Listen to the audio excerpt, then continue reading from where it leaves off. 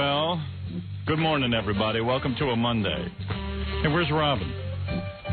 I'll get my shades while I'm looking for Robin.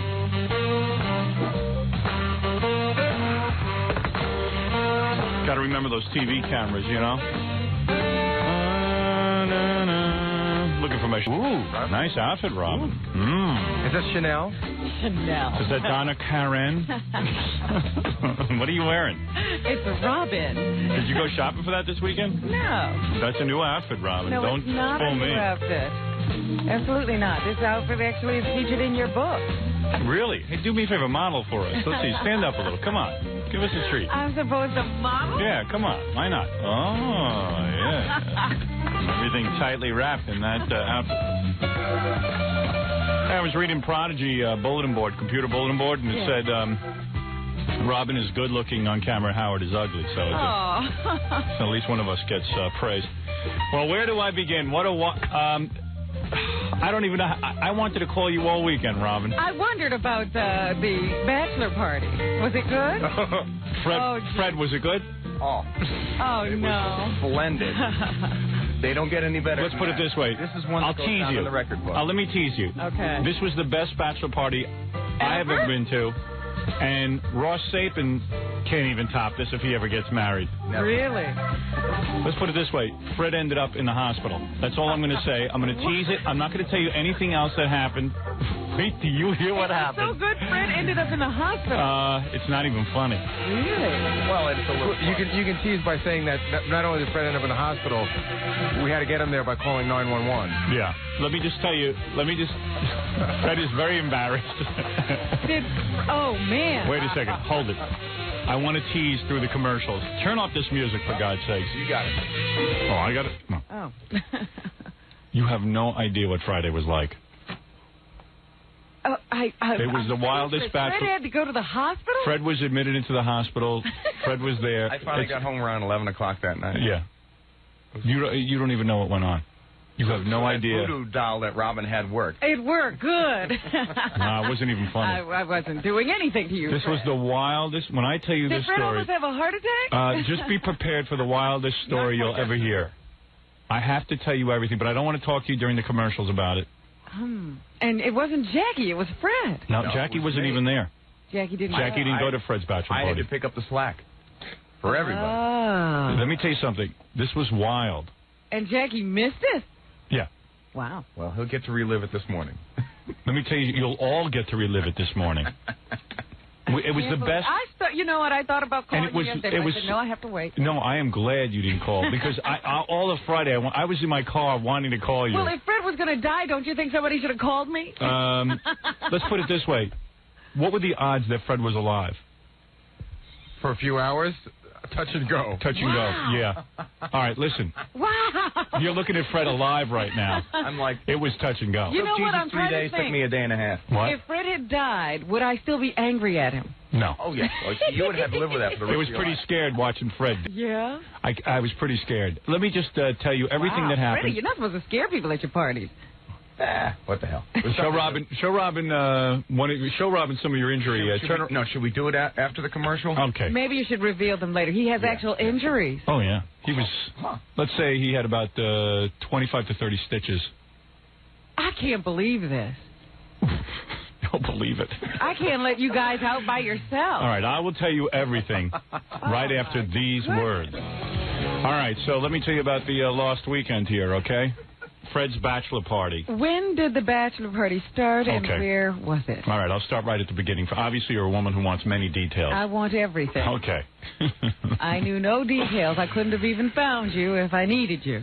Quite frankly, who knew Fred's bachelor party would be the event of the century? It was very funny because when I was talking to people over the weekend, I'd say, oh, yeah, they had Fred's bachelor party on Friday.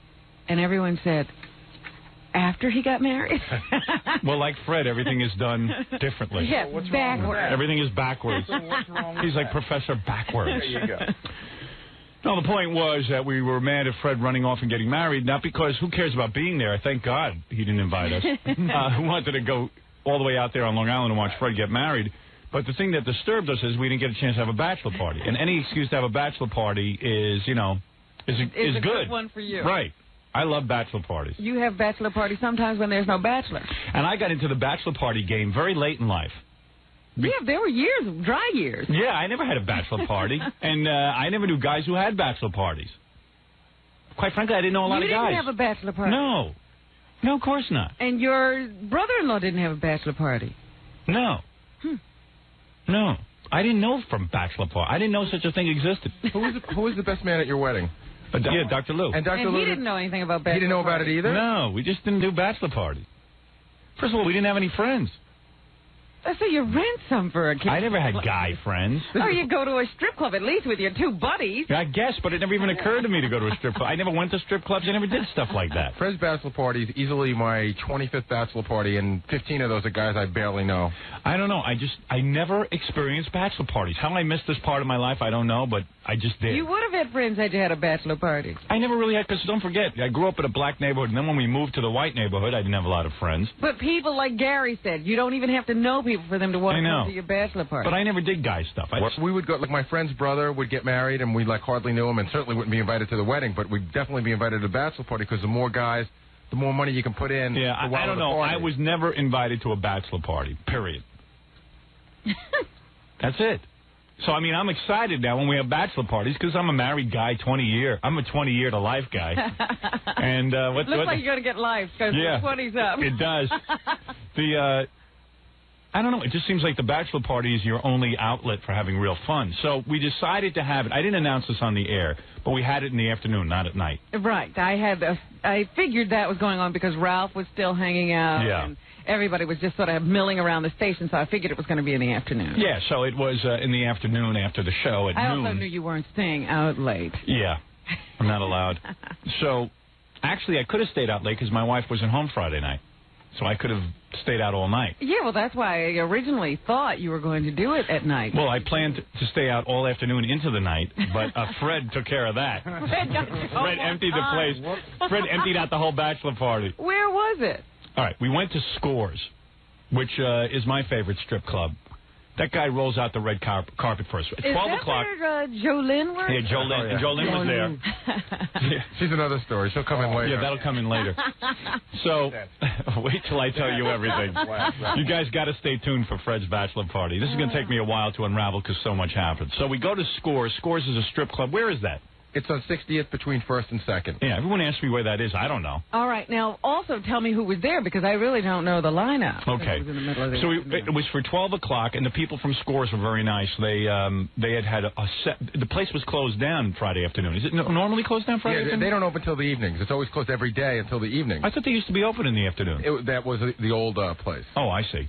So I guess it doesn't pay to have a strip club in the afternoon. I don't know what the hell to do. Maybe the people who would come are working. But it's an upscale strip club because the girls there are really good looking.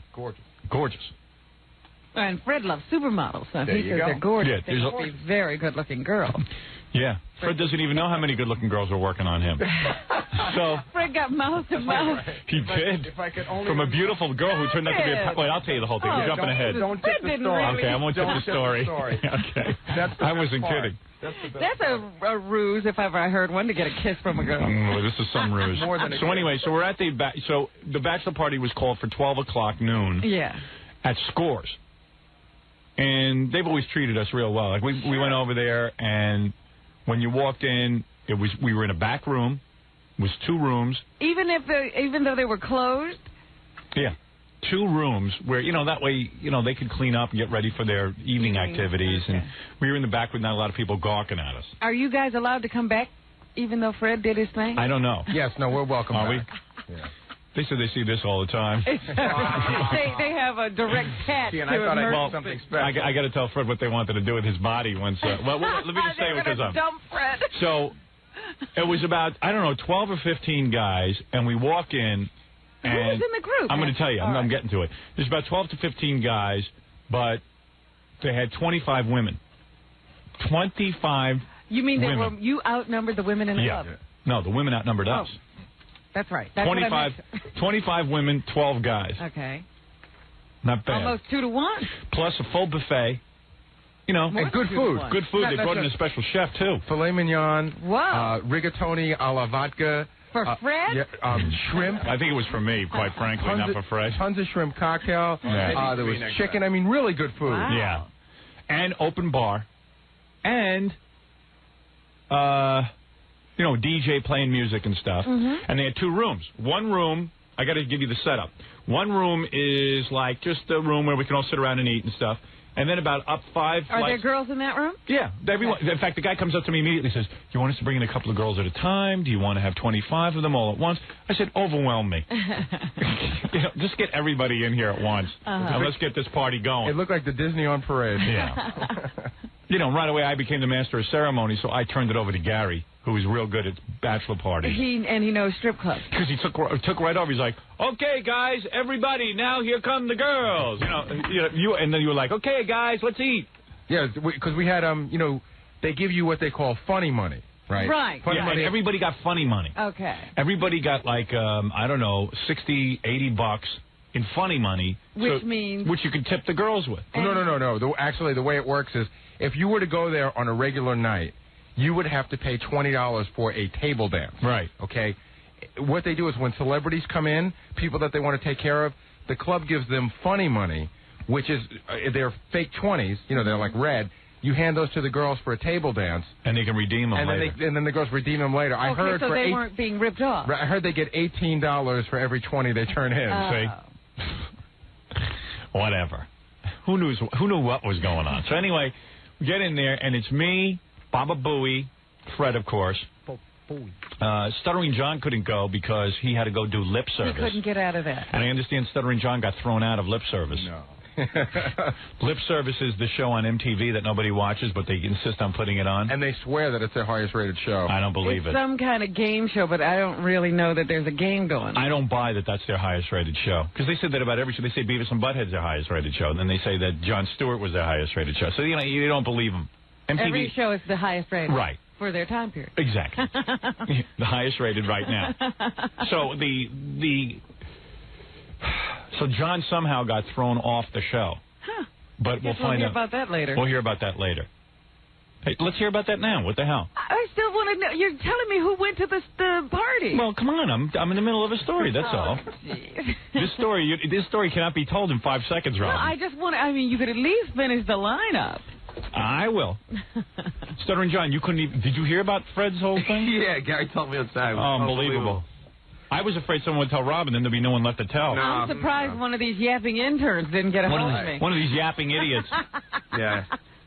What happened? You were booked by MTV to be one of the judges. They've been asking me to do this show for about a year now. Right. On and off. And so finally, and I didn't want to do it. It shows you how desperate they are. Stuttering John won't do it. He's a celebrity. Yeah. And I did it last year, and I told John not to do it. Yeah. And you know what it is? If you tune into that show, they always have 3 celebrity judges, and you're sitting there going, are they celebrities? Yeah. Oh, absolutely. It's always 2 black guys who are rap artists who you never heard of. And some dopey white person. Yeah, some white guy. Perfect And you were the dopey white person. Perfect example. You know who did the show and had a terrible time? Who? Wendy the Snapple lady. Right. She had a dopey, bad time? She was the dopey white person. Right. Yeah, she said she felt old and white. Right. See, I was having a good time. I was actually having a good time. You got a time. That's why I got. Why did they throw you off? Because... You mean you were being too wild? Yeah, being too wild. Because right before I go on the show, they go to me, goof on us, be goofy, be funny, be loose. That's what they tell you, So I go on the show, and I go, yo, and I have my Stuttering John hat on, my Stuttering John shirt, and I had 2 Stuttering John albums. I go, the only reason I'm doing this stupid show is to plug my album, because it's the only way MTV's going to play me in prime time, or whatever. Right. So I did that a couple of times, and then I did 2 shows, and I said that, right? Right. So then they have a big long lunch, and I do the 3rd show. And right before the 3rd show, they go, we don't want you to hold up your albums anymore. It's getting kind of redundant. Redundant? That's the only reason you're there. Now, wait a second, Howard. This is the show when I held up your book. Yeah. They came after the first show.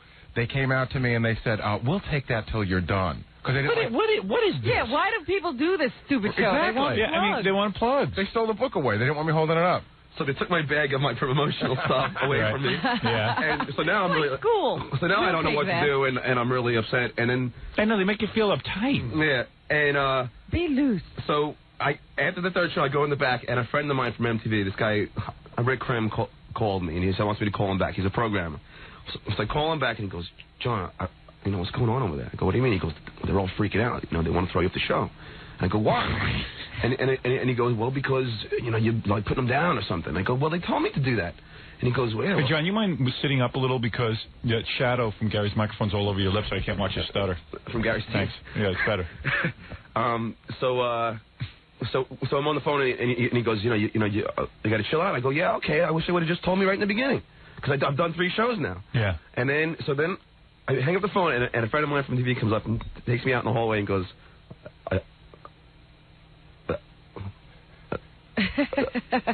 you're going to have to leave. Really? You mean before the 3rd taping? Before the 4th taping. They say you have to leave. Yeah, you have to leave. Because in the 3rd taping you started talking. Well, in the third taping I did like a carpenter's crack joke. I just like went, hey, because the guy was made a crack about me and said, we don't want any carpenter's crack jokes. So you've been putting us down, and then you were bad mouthing us. You and Howard were bad mouthing us on the air. Bad mouthing what? Yeah, lip service. Lip service. Yeah. The worst show I've ever seen. Bad mouthing, is it? And I go, well, I didn't say anything, and they go, but and they go, well, we have a replacement for you already, and they got a black comedian to replace me, and they go, we just really like it if you left. Ooh. And I said, well, I wish somebody would have just told me. And so I started arguing back and forth. I go, well, you just tell the producer that if somebody would have just told me, I would have been tamer. And then I convinced them to have me on the 5th show, and they had me come back, and I was much tamer. And meanwhile, the host says the S word. Yeah. Kennedy is blowing up condoms. Yeah. And then I went afterwards to the producer, see if you would have just told me, and then they were all okay about it. So you did the 5th show. Yeah, I did the 5th show just to show them that if they would have just let me know, I would have been I don't understand what the hell is going on. When he explains a story, it's a nightmare. It's all over the place. It is. It's all over the place. You don't understand? You get nervous on the air. I'm not sure what you're saying. Do you understand what he's saying? I sort of do. He had to sit out the 4th show. And he begged them back onto the 5th show, and he was a good boy. Yeah, I was a good boy on the 5th show. Who were the other judges? This black comedian, Wally, whatever, I don't know. And then I thought for sure he was going for an H. Yeah, you never know. It's always a guess. I thought it was like Horace. Wally? Yeah, Wally something another, and then 2 soap opera stars from another world. Huh. This guy Diego. Well, not Andre. No, Diego, I don't know, Verano. So there were 4 judges? Yeah, there was 2. A girl and a guy acted as 1 judge. Oh, I see. So then they split them up for 1 show and cut you off. No. They got another comedian. Another guy. Another black comedian to come in and take my place. How do they get a black comedian so fast? They're on hold. They're waiting. Sounds like a lot of medical emergencies were going on Friday. Sounds like your career needed mouth-to-mouth resuscitation also. But they make you feel real stupid because then when you come back the 4th time, it's like, it's like a little kid getting thrown out of his class to come back and, sorry, everybody.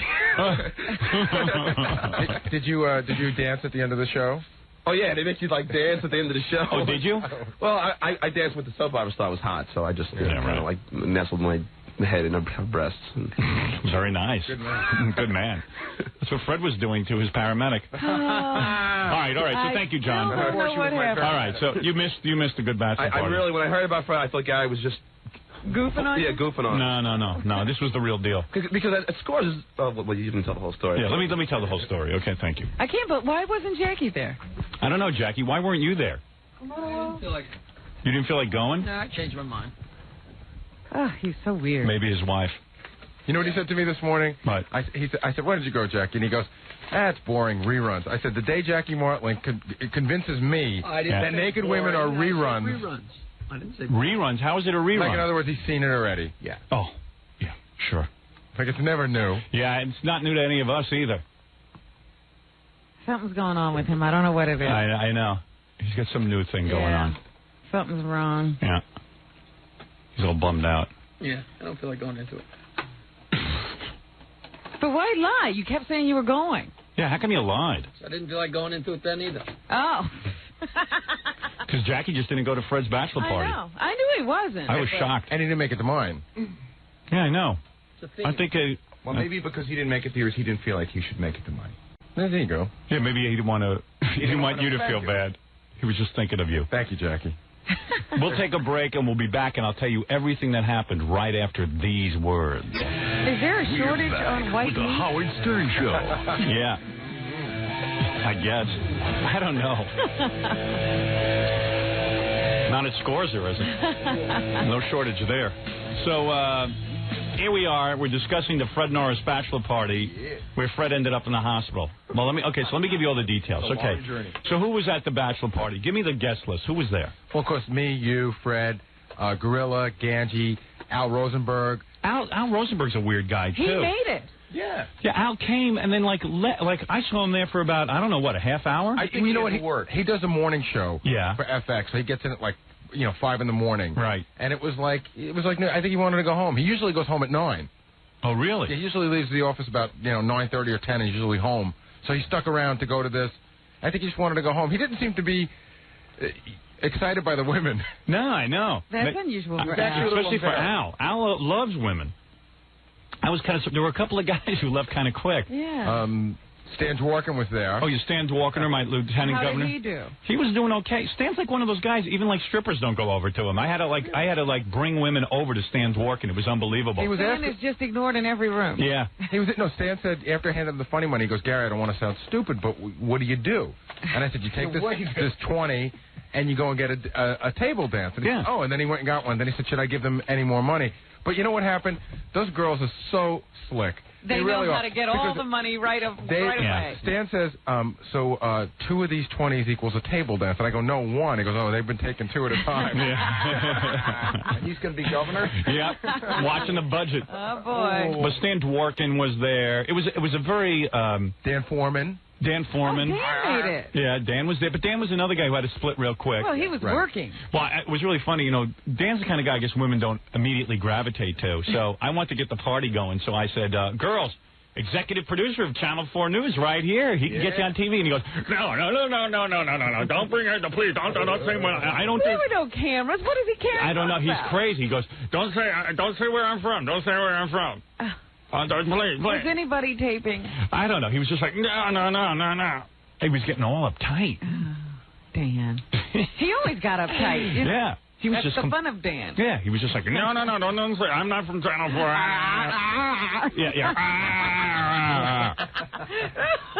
Then you had Dominic and his son, of course. Dominic Barber showed up. His son holds his son. 20, maybe. Good-looking kid, JJ. So he brings him. Tall and thin. Yeah, good-looking guy. Oh, but Dominic's a strip club with his dad. Yeah, well, Dominic's one of those guys who just walks around. He never gets a table dance or whatever you call those. What is it called? Lap dance? It's called lap dance. He never gets a lap dance. He just walks around and encourages others. Soaks it in.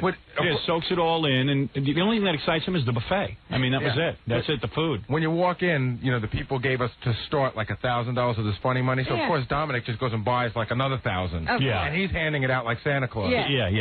He likes to see everybody have a good time. Santa Dominic. Yeah. He's like, oh, come on, everybody. Come on, you get a dance. Come on. So we had a whole big crew of guys, okay? 12. Now, does his son get involved, or does he act like Dominic? Well, you're jumping ahead. You see, I want to tell you everything what happened. And wait a second, there's 3 more important cast members I forgot. Yes. Neil, Ronnie, and Gay Rich. Right. Gay Rich was there. Right. Gay Rich was looking forward to his participation. And certainly he did participate.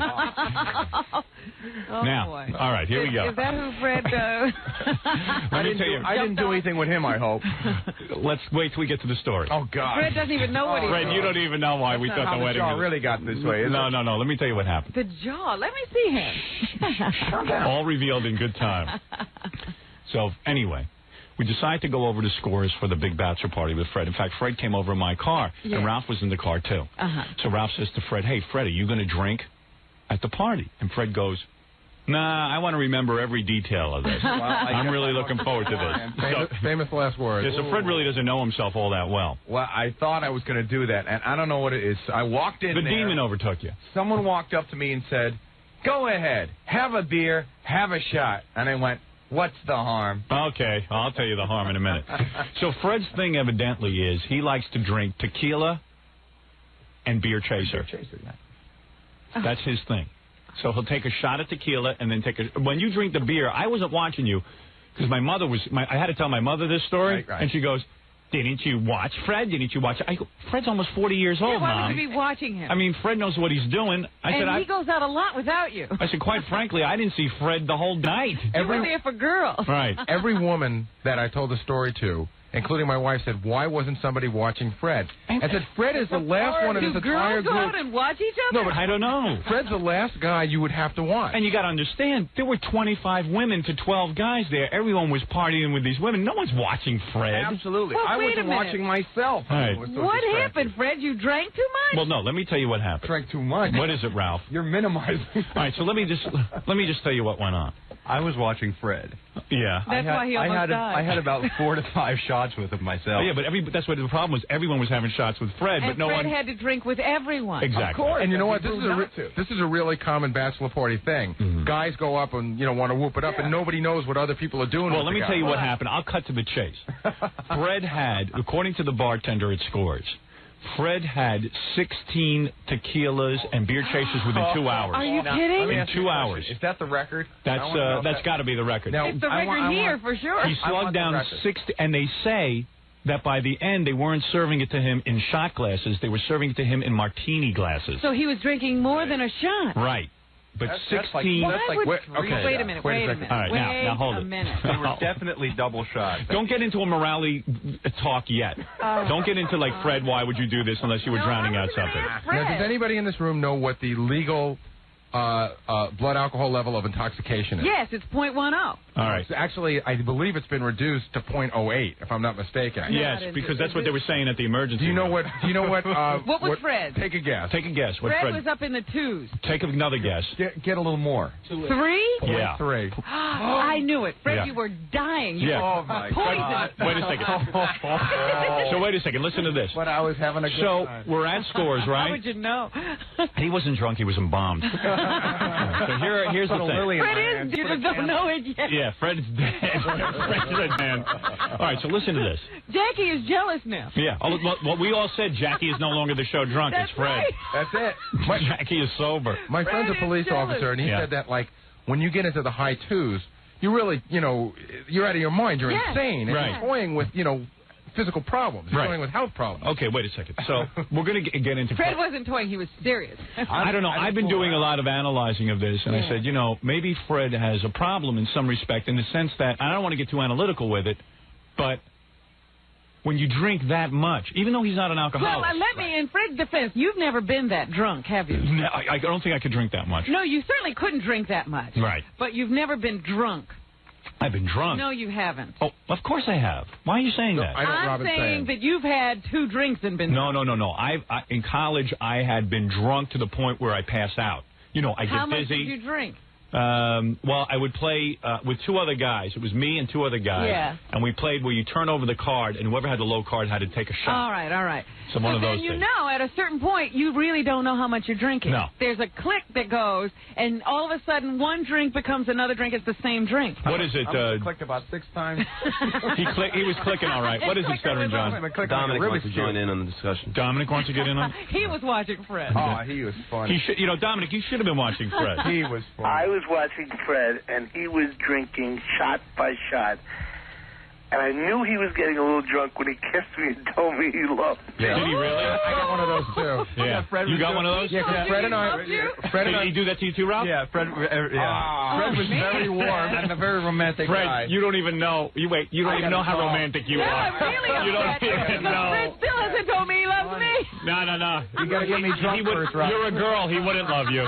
Fred and I were supposed to go riding bikes on Saturday morning. Yeah. And I went over at one point and I said, Fred looked, pretty lit. And I said, Freddie, do you think that you're going to be in any condition to ride tomorrow? Because it was noon. Yeah, I right. figured I had a whole day to recuperate. And he put his arm around me and he hugged me very tightly. And he just got that look. He gets that look. You know what? His eyes squint. Yeah. Sort of like Christian Slater. And he Right. goes, I love you, man. I love you, man. Oh, I said, man. I love drunks who love everybody.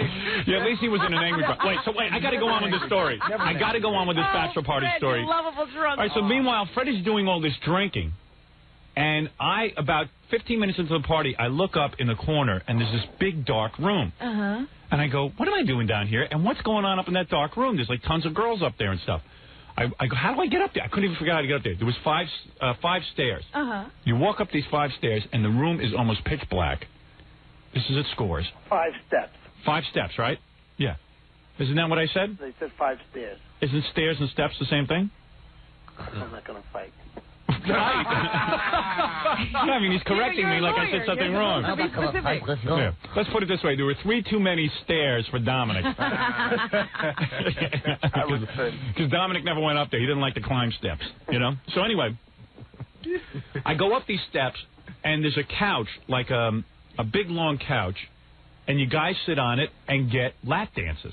That's the one where they stand above you? No, that's where they didn't. You spread your legs, and the girls they dance. in between your legs. In between your legs. A lap dance, not to be confused with a couch dance. All right. Right. I get all these things confused. So I'm like in heaven. I go, now this is a bachelor party. You want a lap dance. Lap dance? I want 2 girls at the same time lap dancing me. How'd that happen? So, you know, Jolynn, Fred the Elephant Boy's friend there, she immediately starts lap dancing me and telling me about her new TV show. She's got a cable television show, you know, all this stuff. You know, she's working me. But meanwhile, all the guys are seated on these couches, and everyone's getting dances. Some guys have 2 girls. Were you the only one who wasn't in this room? No. There were some guys like Dominic's a weird guy. Like, he doesn't get any dances from girls. He's not interested. He was sitting down by the buffet at one point. Yeah, he's just always by the buffet. Yeah. He's always circling the buffet and making... necessarily eating, just enabling like people to eat. Yeah, like a vulture. Just watching the food, making sure it doesn't disappear too fast. You know... Dominic may be a hungry homo. I don't know. He just may be. Almost every diet for 10 weeks. I was like circling the food. Yeah, he like circles the food. He's like an enabler. He makes sure people have food. You know, he does that kind of thing. He keeps the party going. He keeps the party He going. eats vicariously through you now that he's died. Yeah, exactly. But he never you know. So I'm sitting there on the couch, and to my left on the couch is Ralph from time to time, or. I don't know. Was Scott the engineer there? Yeah. He was, right? He left early? Yeah, he left early, too. Yeah, he was another guy. I don't really recall him being a part of it. You know what? That room was empty. Yeah. And everyone got $60 in this funny money.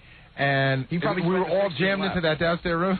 So Scott and 3 girls go up those steps. Right. Yeah, it was just like, you know, as soon as you had some money, the girls would dance for you. They'd find you. So at one point I see Ralph next to me, and we're, you know, and he's got girls on him, and there's just like lots of guys sitting on couches. And then at one point the girls said, "Hey, why don't you take off your shirt?" I whipped off my shirt. I mean, it was really getting. I hadn't been up there, and then I go up there, and like you're sitting there with your shirt off. Yeah, it was great. So anyway, and it was a lot of fun. Neil had girls? Yeah, Neil had girls. First time I saw Neil was girls. It's amazing what a guy, what a 5'1" guy could do with money in his hand. Yeah, it was unbelievable because we all had this funny money, this free money that we could give to the girls. So it was like wild. So where was Ronnie? I haven't heard. Did you see Ronnie? Ronnie was the first one to make a beeline up to the dark room. I mean, Ronnie knows exactly where to go.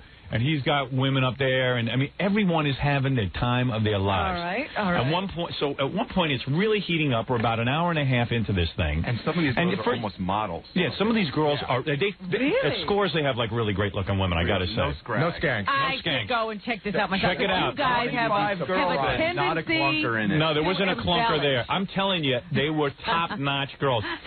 So then it's about an hour and a half into this. I got my shirt off. I've got Jolynn on one side of me. Now, you're not drinking. No, drinking. I don't want to miss. I'm going to drink. I've got time to drink. Drinking. You're in control of your faculty. Barely. So I got one girl on the left of me. You're intoxicated with women. And then this black girl comes up to me, and she says, "My name is Kat." I go, "Oh, like Black Cat?" She goes, "Yeah." And then she starts dancing. I got 2 of them going at the same time, Jolynn and the black chick. Jolene. And they're being real friendly, like, you know, like really rubbing up near me, putting their butts near me. Like cats. Yeah, like cats. And they're going wild. And I look to my left, you know, and I see Ralph there. And then like 2 seconds later, I look to my left, and I see Ralph's not there anymore, but someone else is sitting there. But he's got 3 girls on top of him. That was Jason. No, it wasn't. Well, yeah. Your son was in the corner playing butt bongo with 3 models, and evidently he got some phone numbers. Oh, really? Yeah, Dominic was real proud of his boy. Good boy. My boy. Up, step up the old top of the crazy. So Dominic was all excited because he had to do Geraldo that afternoon. You know, Dominic's got a real hard on to be on TV. Oh, yes. Yeah. So I was like, the first thing he said, I said, "Dominic, you got your dance?" Yeah, but he can't get a dance from a girl because he's got to do Geraldo. I'll be too tired to do Geraldo. I can't He'll be out of breath. Yeah. So Dominic took his son for shots today, actually, to the doctor. I was going to say, Dominic will be real proud when he brings one of those strippers home and says, Dad, I got married. Yeah. So what? I married Black Cat. And she wants to be a lawyer. Right. Cat Barbara. Cat Barbara. Okay, so it's going full force, and then I look over to my left, and somehow Fred is now next to me. Somehow somebody had taken Fred. Now, Fred must have been plowed at this point. All right, what did Fred look like? I was going to say, what kind of look did he have on his face? I didn't see that it was Fred. I didn't know it was really Fred sitting next to me. I still thought it was Ralph, but it was... Howard, let me tell you how it happened. How did Fred make it up the 5 flights of stairs? Fred is dancing outside near the buffet. Right. He's got at least 2 and 3 girls going at it at all times. Right. Excuse me. And he's really gone. Right. Fred was so drunk that at points, Fred took out real 20s. Yeah, I know. I said, Fred, put those away. Yeah, right. He didn't know. But Fred was... He took out real money from funny money. Fred was up to a 0.3 alcohol level at this point, because this is now 2 hours into it. All right, so tell me how he made it upstairs. There's this one dark-haired girl. I didn't get her name. Yeah. And he and her are together about 20 minutes. Right. And he's still drinking. Right. And he's drinking, and every time they bring a drink, he keeps taking another drink. Wow. Show off. Yeah. And all of a sudden, he gets up, and he starts to walk towards me, and he, makes a circle. And he heads up the stairs. Right. All right. So Fred somehow made it up the stairs. So he wandered up the stairs. So Fred made it... Yeah. Before this, Fred had done those 16 shots in the same place. He had to move from his chair. He hadn't moved. They shouldn't have moved him. Right. All right. That was the first mistake. He probably would have been all right if he hadn't moved. Because he was in, like one of those just single chairs. He was downstairs by the buffet. Yeah, and he was just sitting in the chair. The worst that would have happened, he should have... All right, but he ends up on the couch next to me, which I didn't even know it was him. I still thought it was Ralph. But I said, boy, Ralph's really a mover. He has 3 girls. I can't even see him. You didn't know Fred had those moves. Yeah, now Fred at this point was embalmed. So that's why he has the moves. Fred was like Weekend at Bernie's. Fred was sitting there like a wooden Indian, and like this, okay? I just got to show you, like this. Did he have his shirt off at this point? No, he didn't have his shirt off. And the 3 women were all... I mean, I couldn't see Fred, and the 3 women were really going at him because I'm sure in some way they were insulted by Fred because I'm sure he wasn't responding to them because at this point he was completely in a coma. Are you sure they weren't rifling all his pockets? Yeah, I don't know what they were doing, but Fred was really... They were really going for Fred. No, I have to disagree. He was responding. What did he say? He was responding. He was. Okay. Whatever was going on, it was a wild, orgy scene in Fred's lap. All right. So... all of a sudden, I'm with the 2 babes. I'm having the time of my life. Thank God I'm out for the day. All of a sudden, one of the girls starts screaming. She's like, ah! She starts screaming.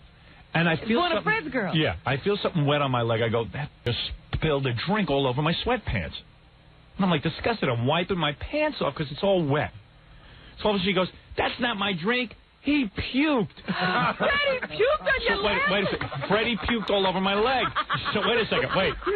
So I go, oh, man, what a way to break. All the girls are screaming, and Fred is emptying the room because Fred now is still sitting up, and like a rabid dog, he's got white foam and vomit coming out of his mouth. And he's sitting there laying in his own vomit. Yeah, I mean, but the kind of vomit where a guy throws up and then goes, hey, I'm sick, I got to get down. It wasn't even like that. Just Fred chucked up on the girl, on me. Had he had anything to eat? Nothing. Well, he hadn't anything to eat there. Let's put it that way. Okay, so all I know is I have wet, and now my legs are all wet, and I go, I didn't think anything about it. Fred's just sitting there, and Fred doesn't even say anything because he's in a coma at this point. I mean, he's just frothing at the mouth. No, it was like he was getting married again. Where he doesn't say anything about it. He didn't say to me, oh man, I'm sorry, because Fred now his eyes are closed, and he's got vomit just pouring out of him. Fred, did you know you had vomited?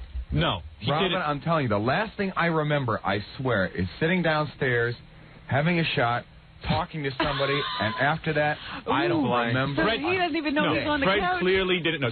So I get up and I go. Fred didn't just throw up. I mean, he launched because I had moved from your left over to your right, and it went all over my arm. Oh, yeah, okay. We're talking Fred was like Fred launched vomit. That is not vomit, that's hurling. Yeah. Projectile. Now, Dominic is holding on because he knows more about the story later on, but hold on. Now listen, the story gets more interesting. Dominic is handling all the suits. Yeah, right. So wait a second. So I've definitely got a suit against Fred. I was covered with vomit.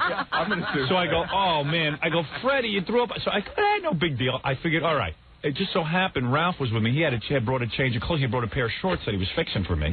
So I said to Ronnie, go out in my car, get me some shorts.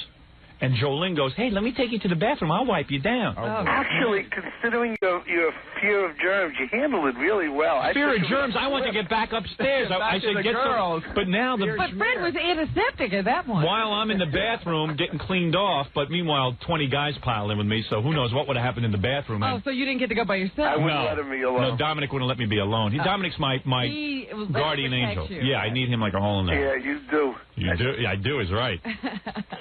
So I'm in the bathroom getting cleaned off, and I go, hey, come on, let's hurry up here. We got to get. So I'm wiping myself down. I put on a pair of shorts. I'm all cleaned up. Yeah. I take the vomit stuff, stick it in a green plastic bag. Ready for round 2. Yeah, I'm ready for round 2. Why should the party stop? Round 2. Got to change of clothes. I go upstairs to Score's little room, the dark room. That's where I like them. Now, let me ask one question. Yeah. Is Fred still drinking? Oh, where do you hear it? Wait, no. At this point, Fred is not drinking. Fred is now sitting on a couch. I get upstairs, and Neil and everyone else are cracking up. They go, you got to come see Fred.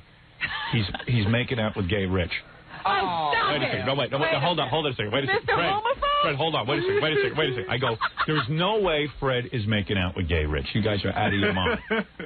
I go upstairs. Now, someone had put Gay Rich. Oh, here's Gay Rich. Hey, Gay Rich, come in here. Here's Gay Rich. Good. Good. With Fred now? Oh, man. It is so not like that. No, wait a second. This is what I heard. Wait a second. No, this is what I heard. Now, meanwhile, Gay Rich was the life of the party. Neil had somehow convinced Gay Rich to put on a thong.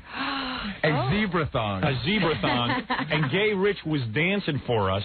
On one of those little tables? Yeah, and Gay Rich has got some hot little body. He really is a good shit. Yeah, he really, and the girls were digging Gay Rich, and Neil somehow, I don't know, got him into a thong, and Gay Rich dug him. Yeah, Gay Rich was up on a couch in a thong like this, going like this. Yeah, I know Gay Rich's dance. He was going like this, and he's naked, and he's looking pretty good. And like, I don't know, Gay Rich somehow is in his thong, and when I come back up, Gay Rich is on Fred's lap. All right, now, Fred's covered in vomit.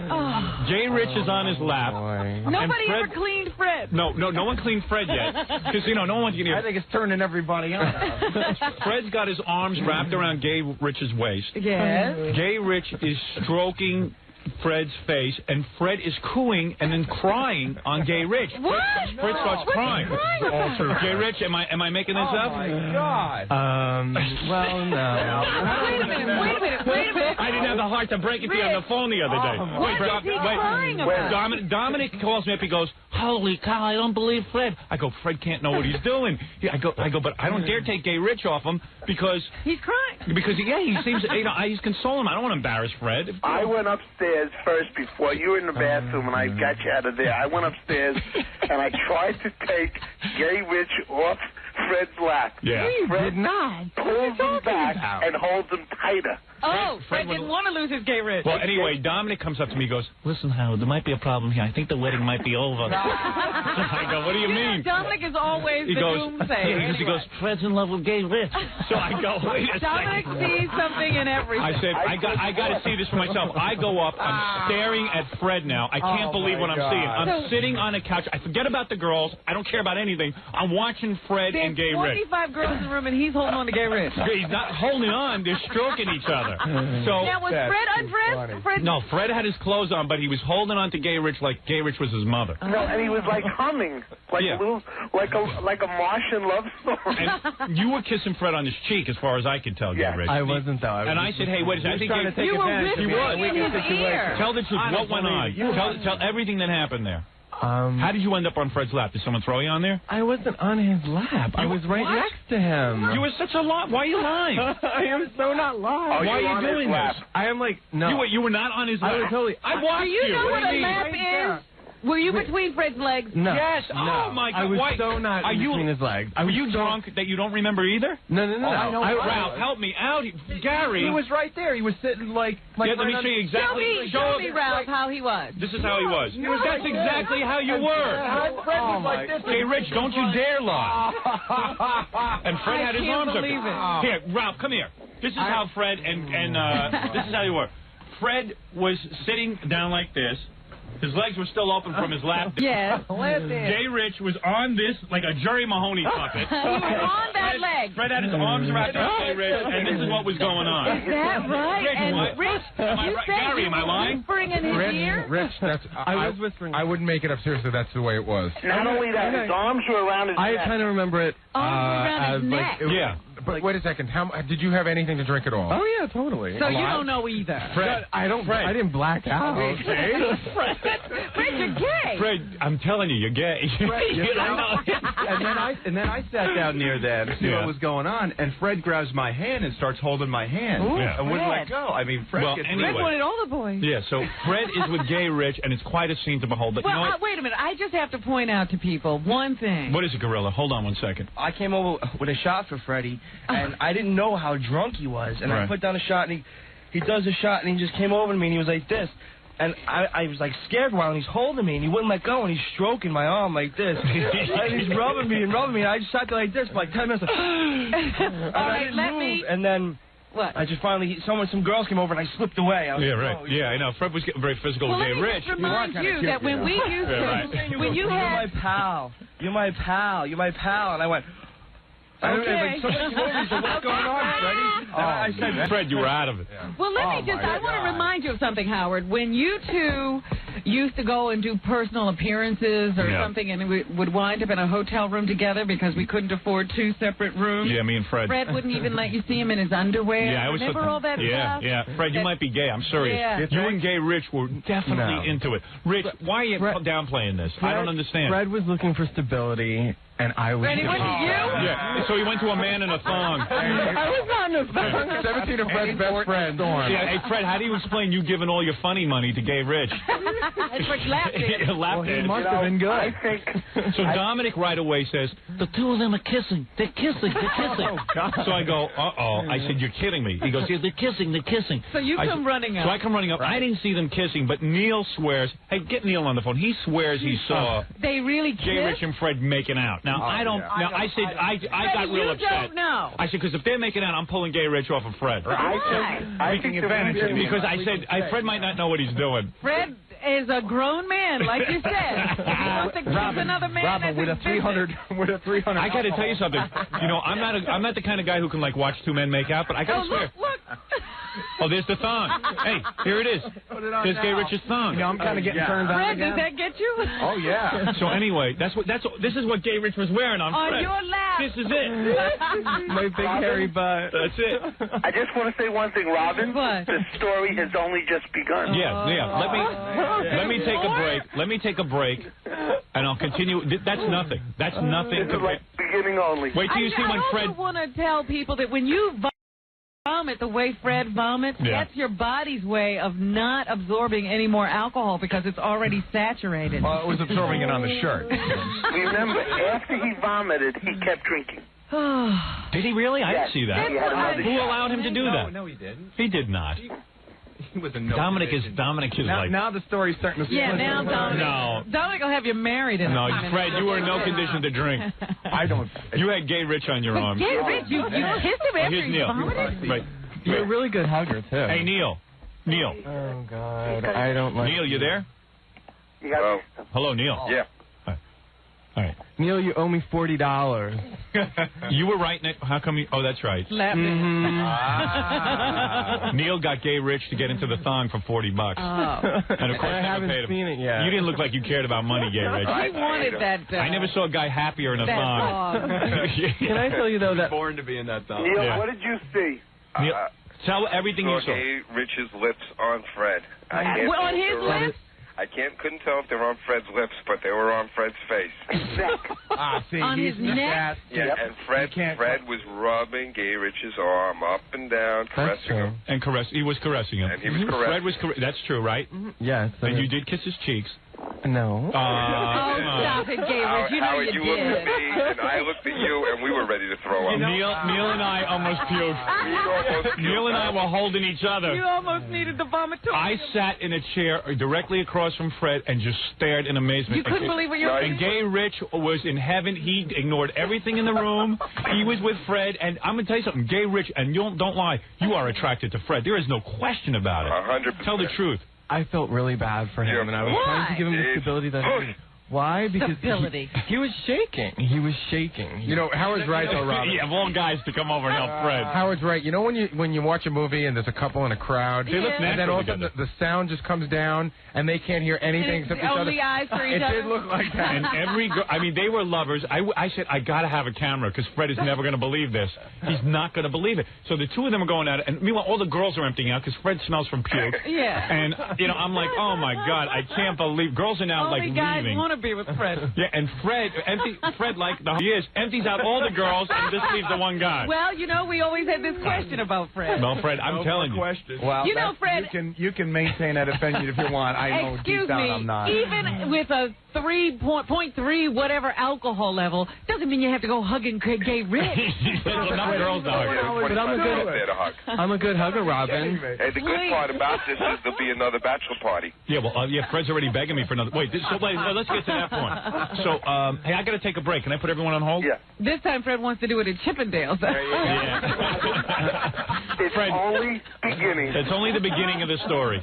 Let me put this on hold. All right, so let's leave it off that Gay Rich and Fred are upstairs at Scores making out. And not making out, but he's kissing Fred's cheeks and Fred is rubbing Gay Rich. You know what I have to say is that I'm glad that Gay Rich found someone because I thought he'd be sort of alienated at this You know party. what was weird? I said, gee, how is Gay Rich going to fit in? All I know is he was really fitting in when he was dancing in the thong because he looked real good. Yeah. And then when Fred and him teamed up, I said, it's interesting. You put a gay guy in the crowd, they always find one another. They find me a gay guy. He found you, Fred.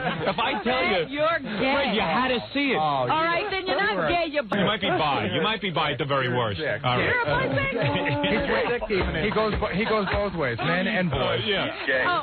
Fred acts as if you're besmirching a beautiful thing. Fred is a homo magnet. I'm getting taken advantage twice here. Yeah, you're not kidding. You take advantage when I'm drunk, and you're taking advantage of me. I spoke to Fred on Sunday, and Fred goes, gee, did I do anything to embarrass myself? I said, I don't know how to break it to him. You don't know, right? A friend would have told me. I couldn't tell you. You should have told me. I couldn't. You told him no, right? I know. I just said, Fred, it was pretty wild, but I don't know. Thank God you're right, because I really thought Fred died. A friend would have told him, and a friend would have broken it up. I'm a bad friend. Broken it up? Fred, it was hard to tell whether or not you were into it. And you want to know something? Gay Rich almost saved your life, so I can't say I did the wrong thing. Besides all that, you're telling me that people who wanted to get Gay Rich off his lap, Fred pushed him away and clung to Gay Rich more. Yeah, well, you couldn't get Gay Rich. In all fairness, some guys tried to get Gay Rich off your lap. You were not letting go of Gay Rich. Yeah, that's So what happened, Be pregnant. Robin, Gay Rich is pregnant. The way the Martians do it. Wait, the best is... Dominic, stay on the line. Neil, stay on the line. Get to the commercial because you got to I get have the part always two. contended that that's why people drink, so that they can release these inhibitions and then blame the booze. Here we Never go. mind. Don't get too psychological. Robin, where did you get your degree? Hold on. We'll be back with more of Fred's Bachelor Party right after You'll call this. me next time, won't you? Guys, hold on. We'll be back right after these words. To be drunker than I was last time. You know, Howard, I noticed that Fred and Gay Rich can't look at each other. Yeah, there's a weird thing going on here. Hi. In case you're just waking up and joining us, we had Fred's Bachelor Party on Friday. So far. And so far, we're at the part of the Bachelor Party where Fred has just vomited on the girls and on my lap. And chased them out of the room. Chased them out of the room. Gay Rich is on top of Fred's lap. We're engaged. And, hey, Neil, how come it was so important to you to get Gay Rich in a thong? We were just discussing that. Don't know. Just hijinks. We think we know. Yeah, I know. You were jealous of Fred, weren't you? And he was like asking me to like touch his chest. He's like, touch my chest, then touch these chests. These are girls. I'm like, I know it's a girl, Neil. I know. Neil's trying to teach him to like girls. Right. Yeah. Well, who's going to teach you? I love it. Well, anyway, Neil and Gay Rich were, antagonizing one another. It was a beautiful thing. Neil antagonizes everyone. Actually, Gay Rich got a lot of phone numbers from girls. Yeah, totally. Like, what's he gonna do with them? Hang out with them and Same respect thing them. you do. I'm gonna hang out with them. I'm gonna hang out with them and respect them. Actually, Neil, that's more than you do. What good is that? They're so sweet. That's wonderful. They were totally cool. They were totally cool. Did you go home with any phone numbers, Neil? Yeah, that's what I thought. Neil went with his usual crop. So anyway, Gay Rich has a really body, and I guess Fred could. I don't know. How did Gay Rich end up on Fred's lap? That's what I missed that part because I was. How did the move happen? Because I was busy cleaning the vomit off my legs. Wait a minute. Fred was back downstairs when this occurred? No, now Fred is still upstairs in the dark room. You're cleaning yourself. I'm cleaning myself. Fred's up there, and when I come back, everyone is dragging me into the room because I have to see Fred and Gay Rich. Okay, now how did Gay Rich? All the girls left Fred.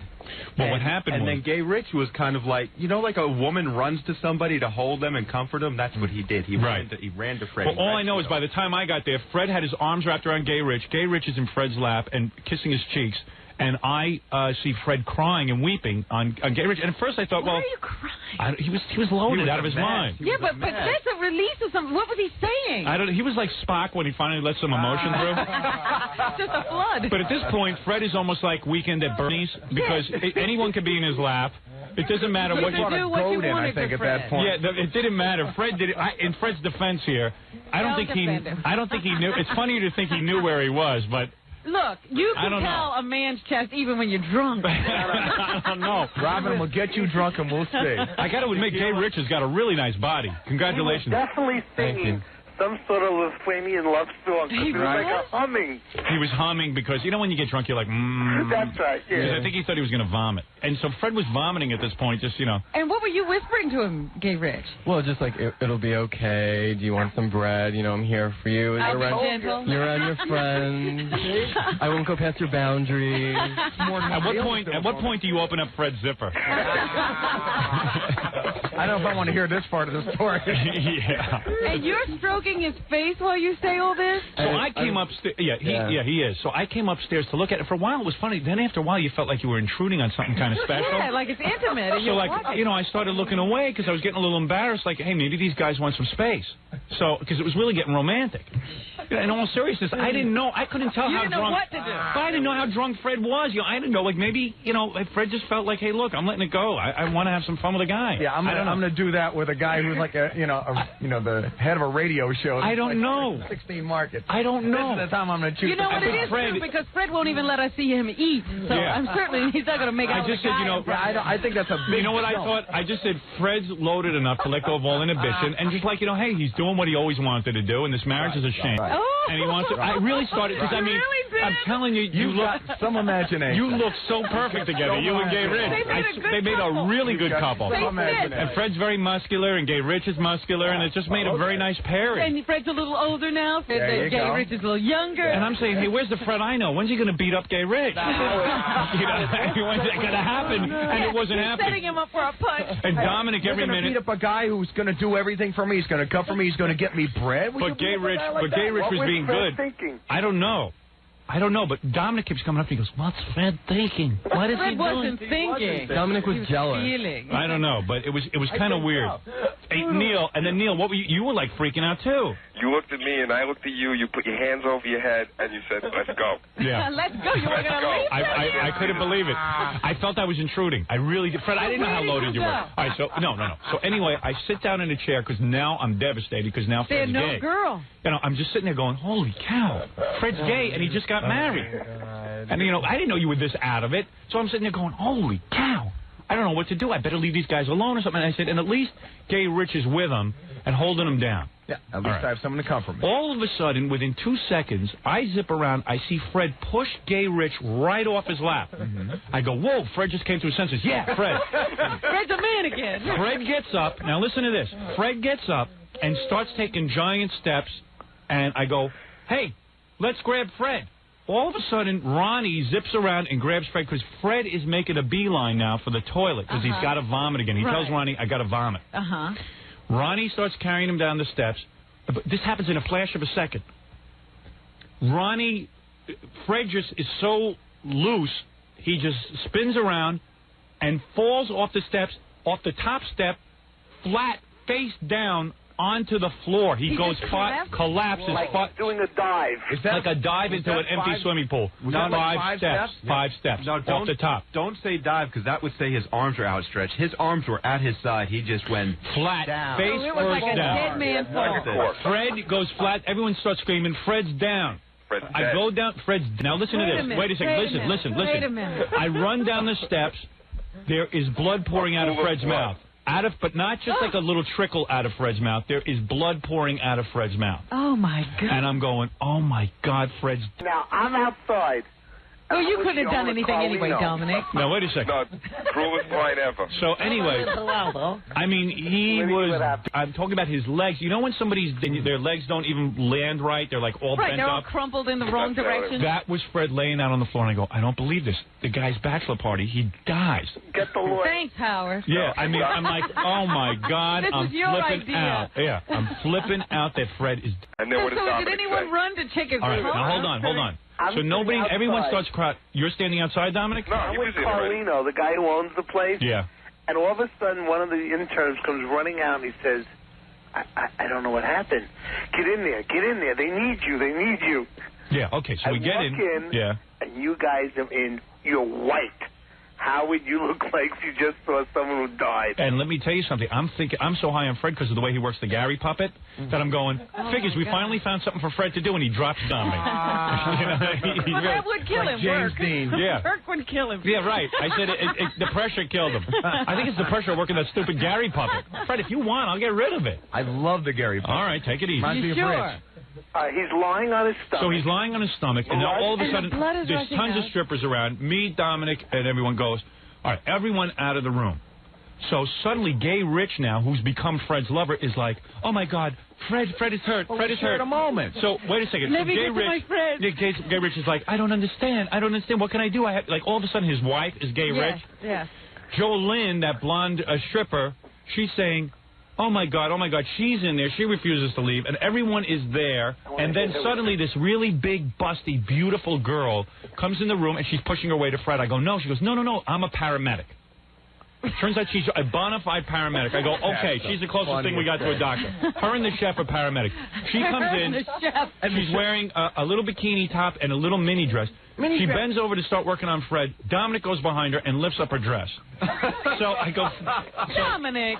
So what is it? Dominic goes, does this mean the party's over? He's cracking jokes, all right? And Fred, could care less but you got to understand something. Fred, there's blood pouring out of Fred. Right, I see where Fred is. Did anybody know whether Fred was breathing? No one could tell yet. No one knew if Fred was breathing or what. It was impossible to tell. Dominic was having a good time. But he was out. Dead. He was out. Cold? He was out cold. He didn't even know he'd hit his face or anything. drawing up the papers. So wait a second.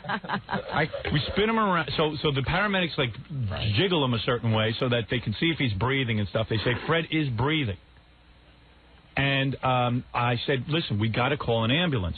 So Ralph stands up and goes, no, we don't need an ambulance. That's Ralph, because Ralph's nervous that the party's going to end. So Ralph goes, we don't need girls here. Yeah, so the guy from Scores, out in the street. Yeah, and the guy from Scores says, this happens all the time. We see this every night. He says, just put Fred out on the street and let him sober up. Oh, stop it.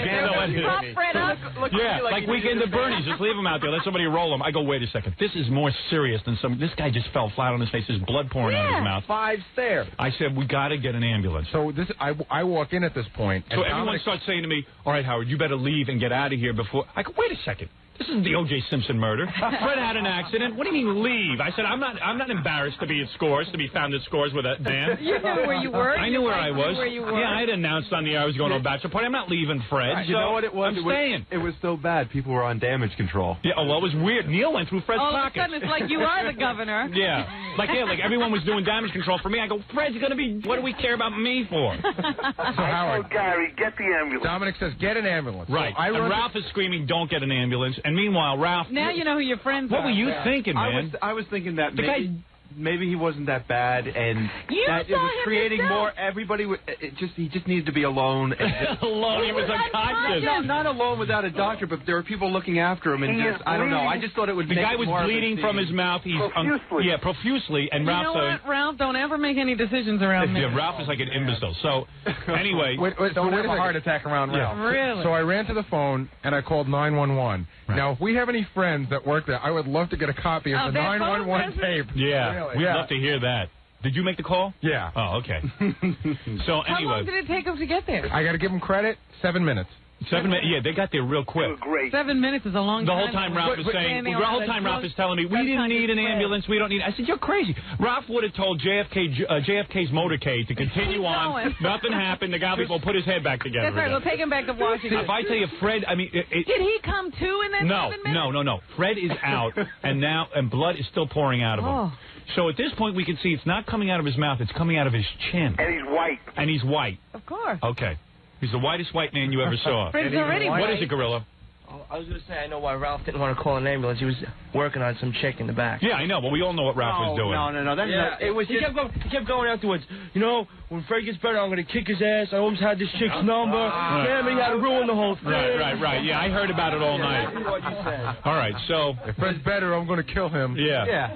Fred's better be dead. That was a scene. No one could believe. Everyone was in shock. Not over Fred so much, because Fred's just laying there now like table furniture, like room furniture, and everyone's walking over his legs and everything. I go, you're going to step on the guy's legs. So everyone's walking around in shock, not over Fred, but that the party's over. Yeah, it was in full swing. It came to an abrupt end. Yeah, because we wanted to see the conclusion of this.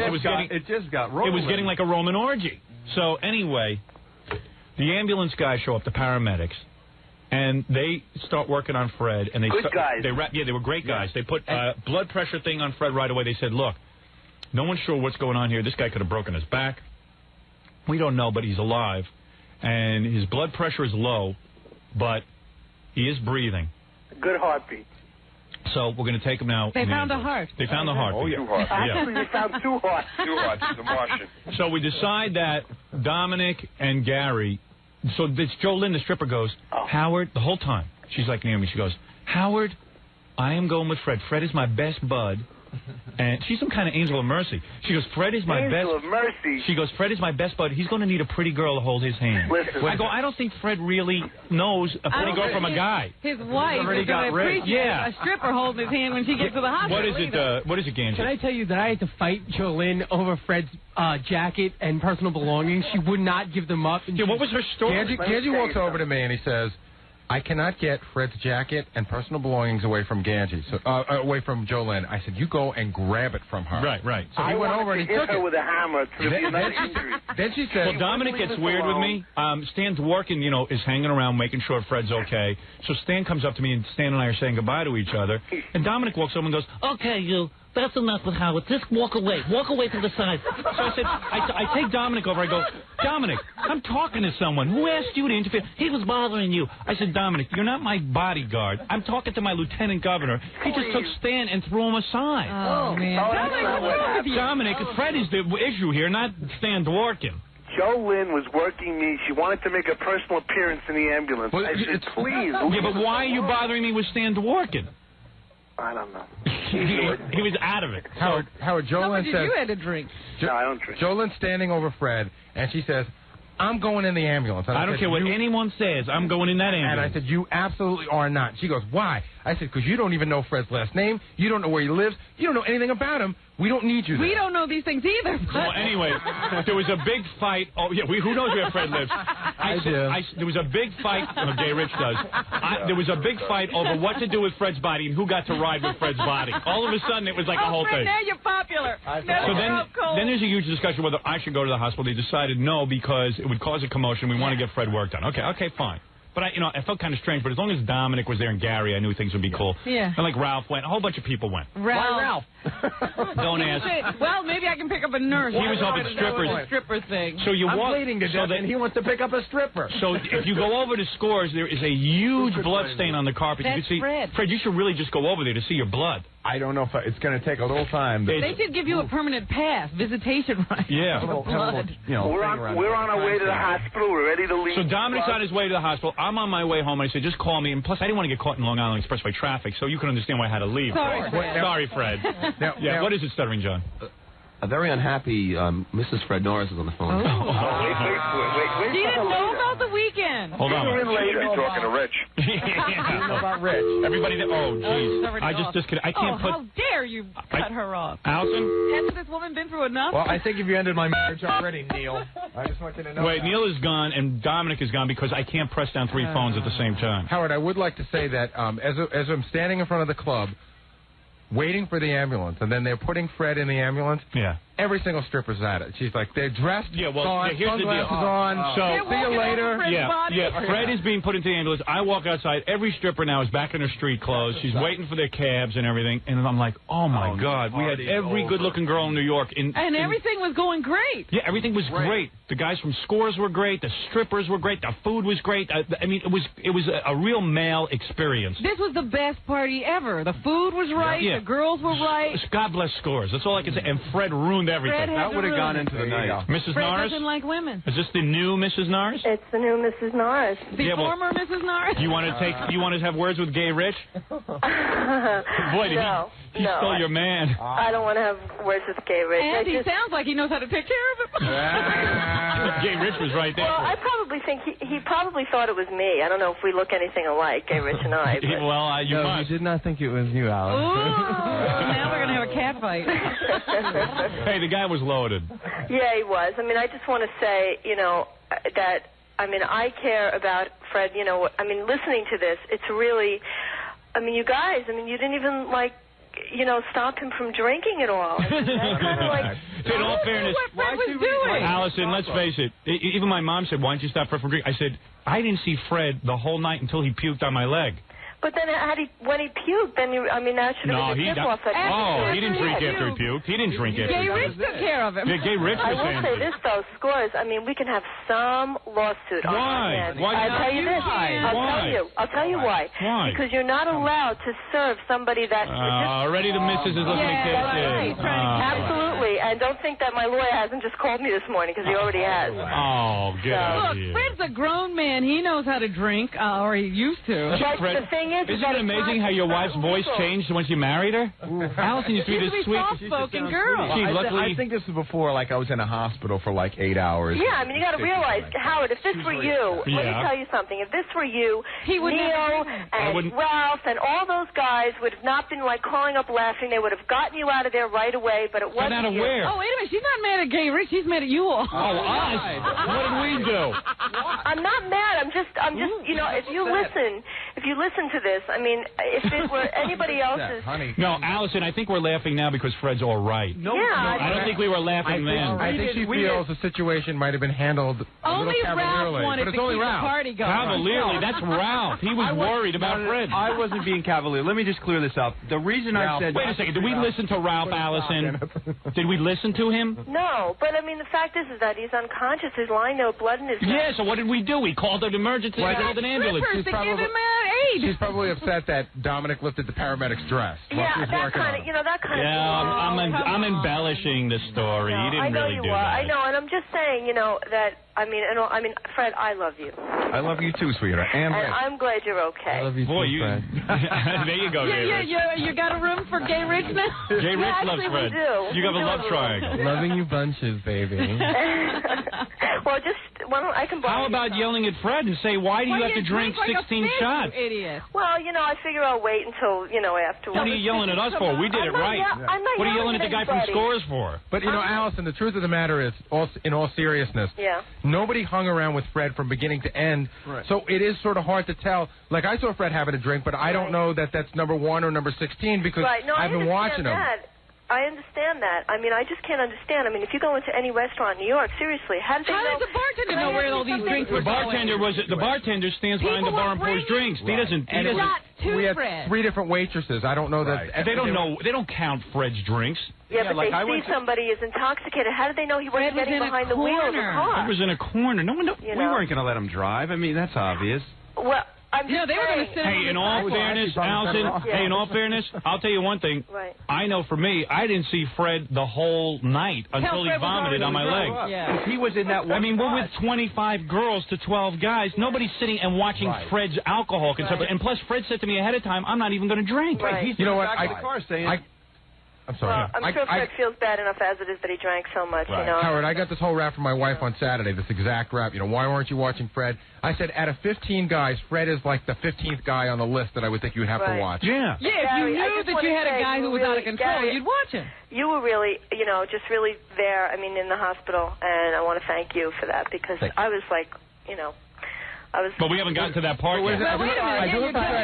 I do have to say one funny moment was after when Allison first got to the hospital and I had to break the news to her and she said, "What happened?" Thank God it was you who broke the news because everyone said, you know what? First we said, well, how are we going to break the news to Allison?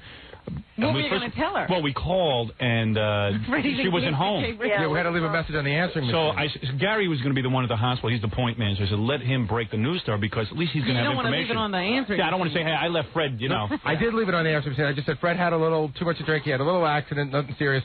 So she came to the emergency room. So once I broke the news to her, you know, she was really upset and everything. And she's like, what happened? And she's holding her head in her hands. And she's like, what happened? What happened? But I said, you know, this happened, this happened. I go, and then he threw up on Howard's leg.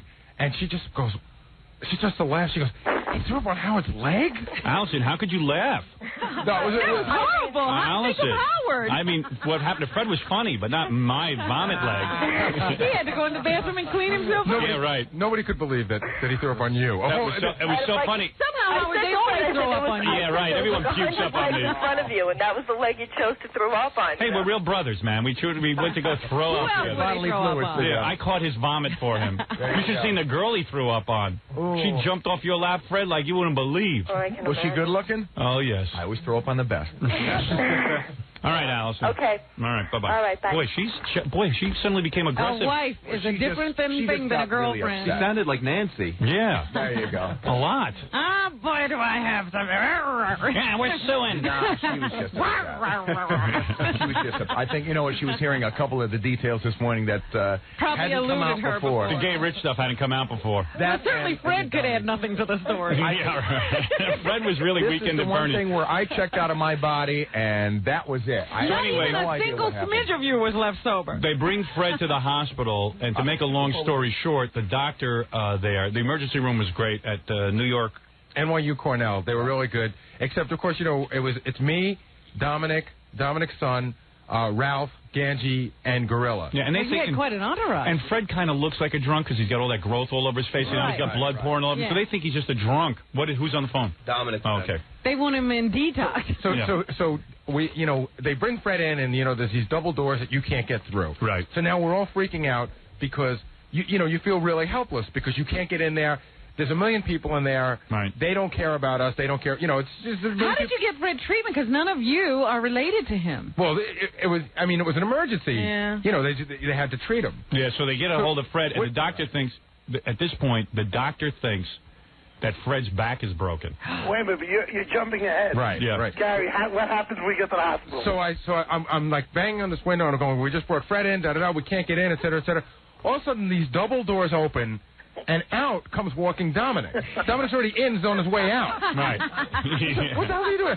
Don't worry, his vitals are all okay. I checked and everything. So I keep getting messages at my house. Here's one of the messages. You're already home? No, I'm not home. Okay. But they called my house, and I called into my house, and it says, Fred talking slightly, going for CAT scan. Gary will call later. Oh, CAT scan. They think he's brain damaged now. What is it, Ganj? It was just a funny sight when we had to register Fred at the hospital. Yeah. And, you know, they were asking Gary all sorts of questions about him. And it's just that, you know. Nobody knows anything. Nobody knew anything. We don't know like his what age. questions? Well, I didn't even know. They asked me his age, and I go 35, and Gage goes, I think he's older than that. I go 36. He's like 30. I think he's older than that. 38. Fred, are you 38? Yeah. We didn't know. Yeah. Address, you know. So Dominic, I sort of knew the street, I thought. And Dominic just, like, makes up a number. So, of course, later on when the plastic surgeon goes, well, I can contact you at this address. Allison goes, that's not our address. You can't contact anyone at that address.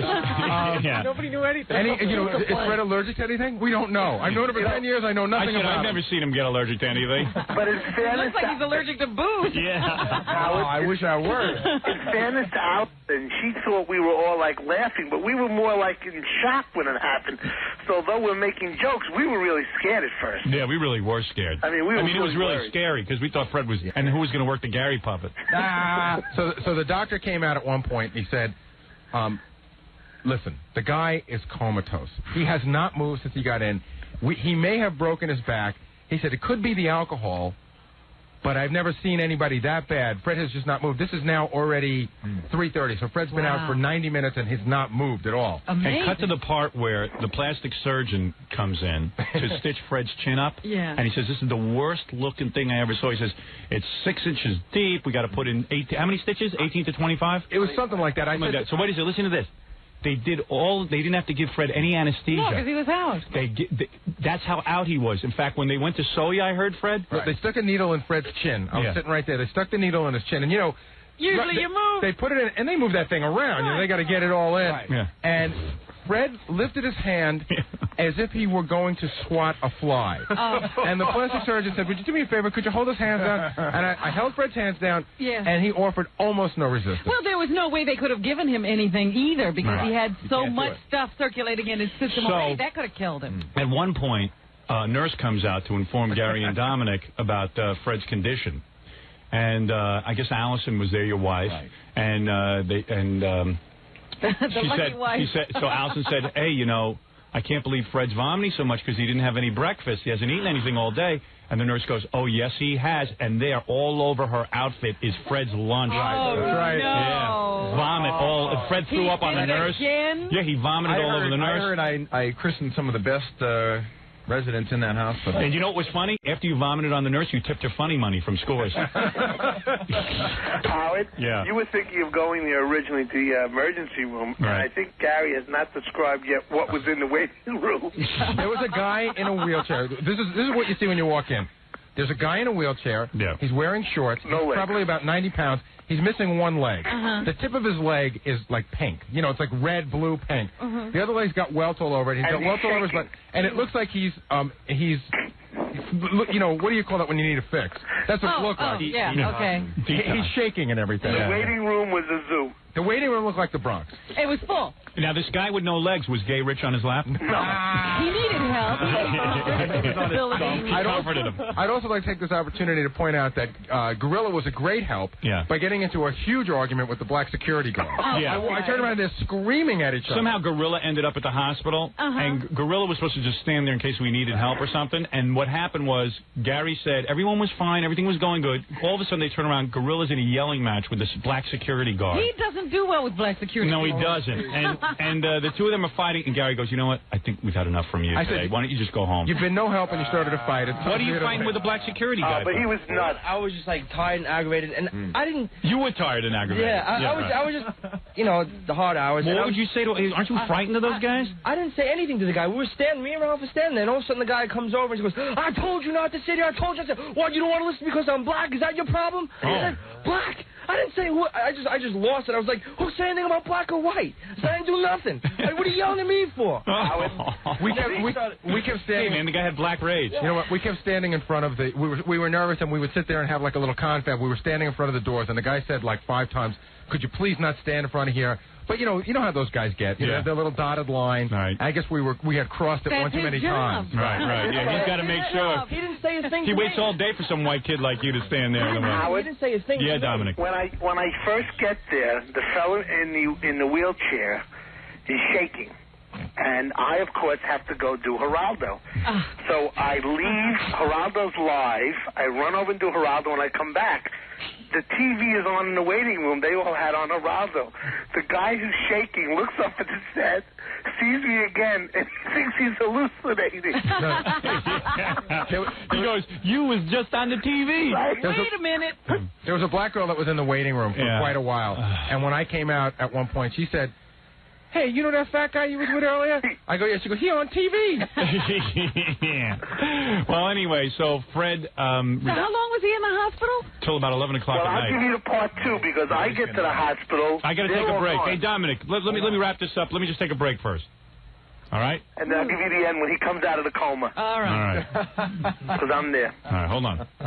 Dominic's with him, holding his hand. Yeah, of course. The angel of mercy, Dominic Barber. All right, let me take a break, and we'll be back right after these. All right, we're going to wrap up this.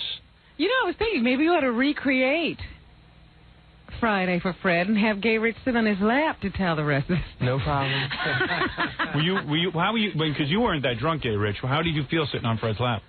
Well, I was, like I said, it was more... by the way, we're recreating for you Fred's bachelor party where Fred ended up in the hospital getting 16 stitches or something like that. In a coma. Yeah. In a coma.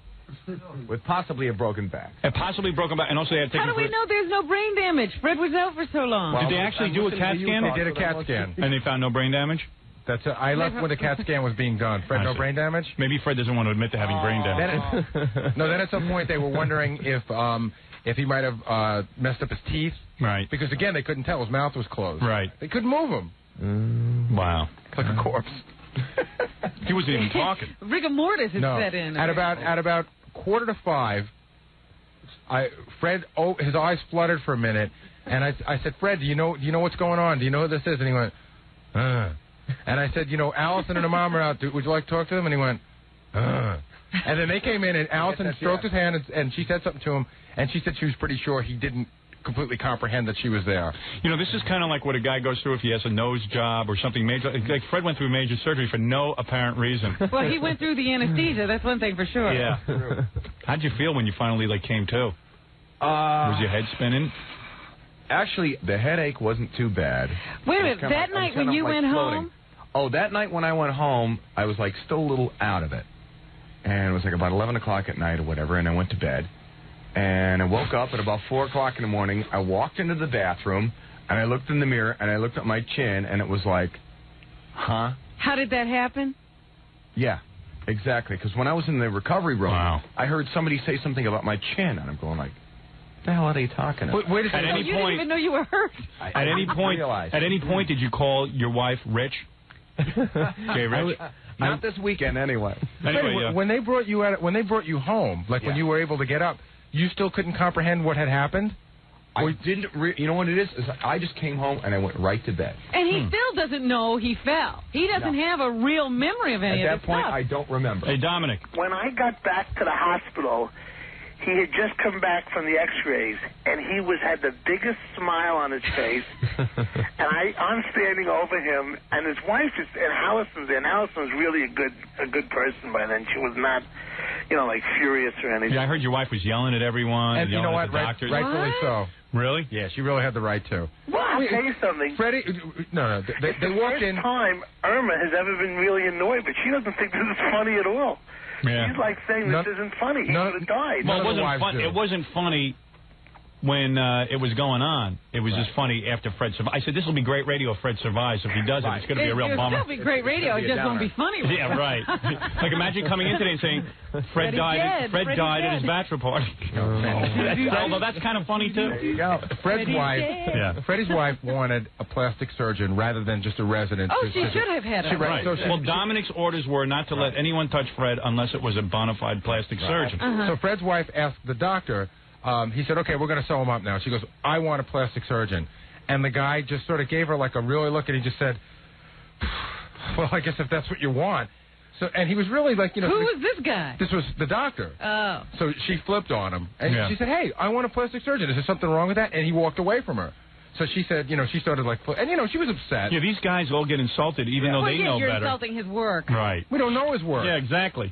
Show me examples of your work. Right. But the guy they ended up getting by a stroke of luck was the same guy who did Sue Simmons' breast. Really? Yeah, the guy just happened to be there. Fred's chin is going to look like a breast? Yeah.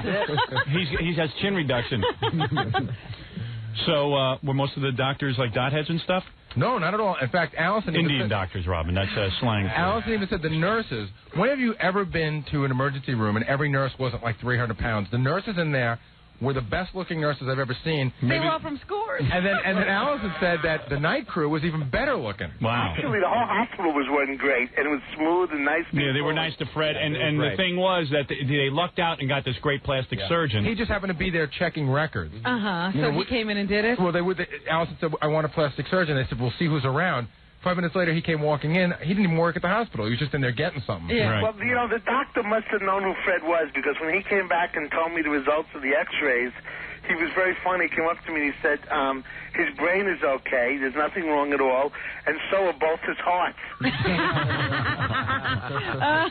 Well, listen to this. I just got a fax. Howard, Fred puked on the nurse that took care of him at New York Hospital. That nurse was my girlfriend. Fred, that dickhead. And the guy leaves his phone number, too.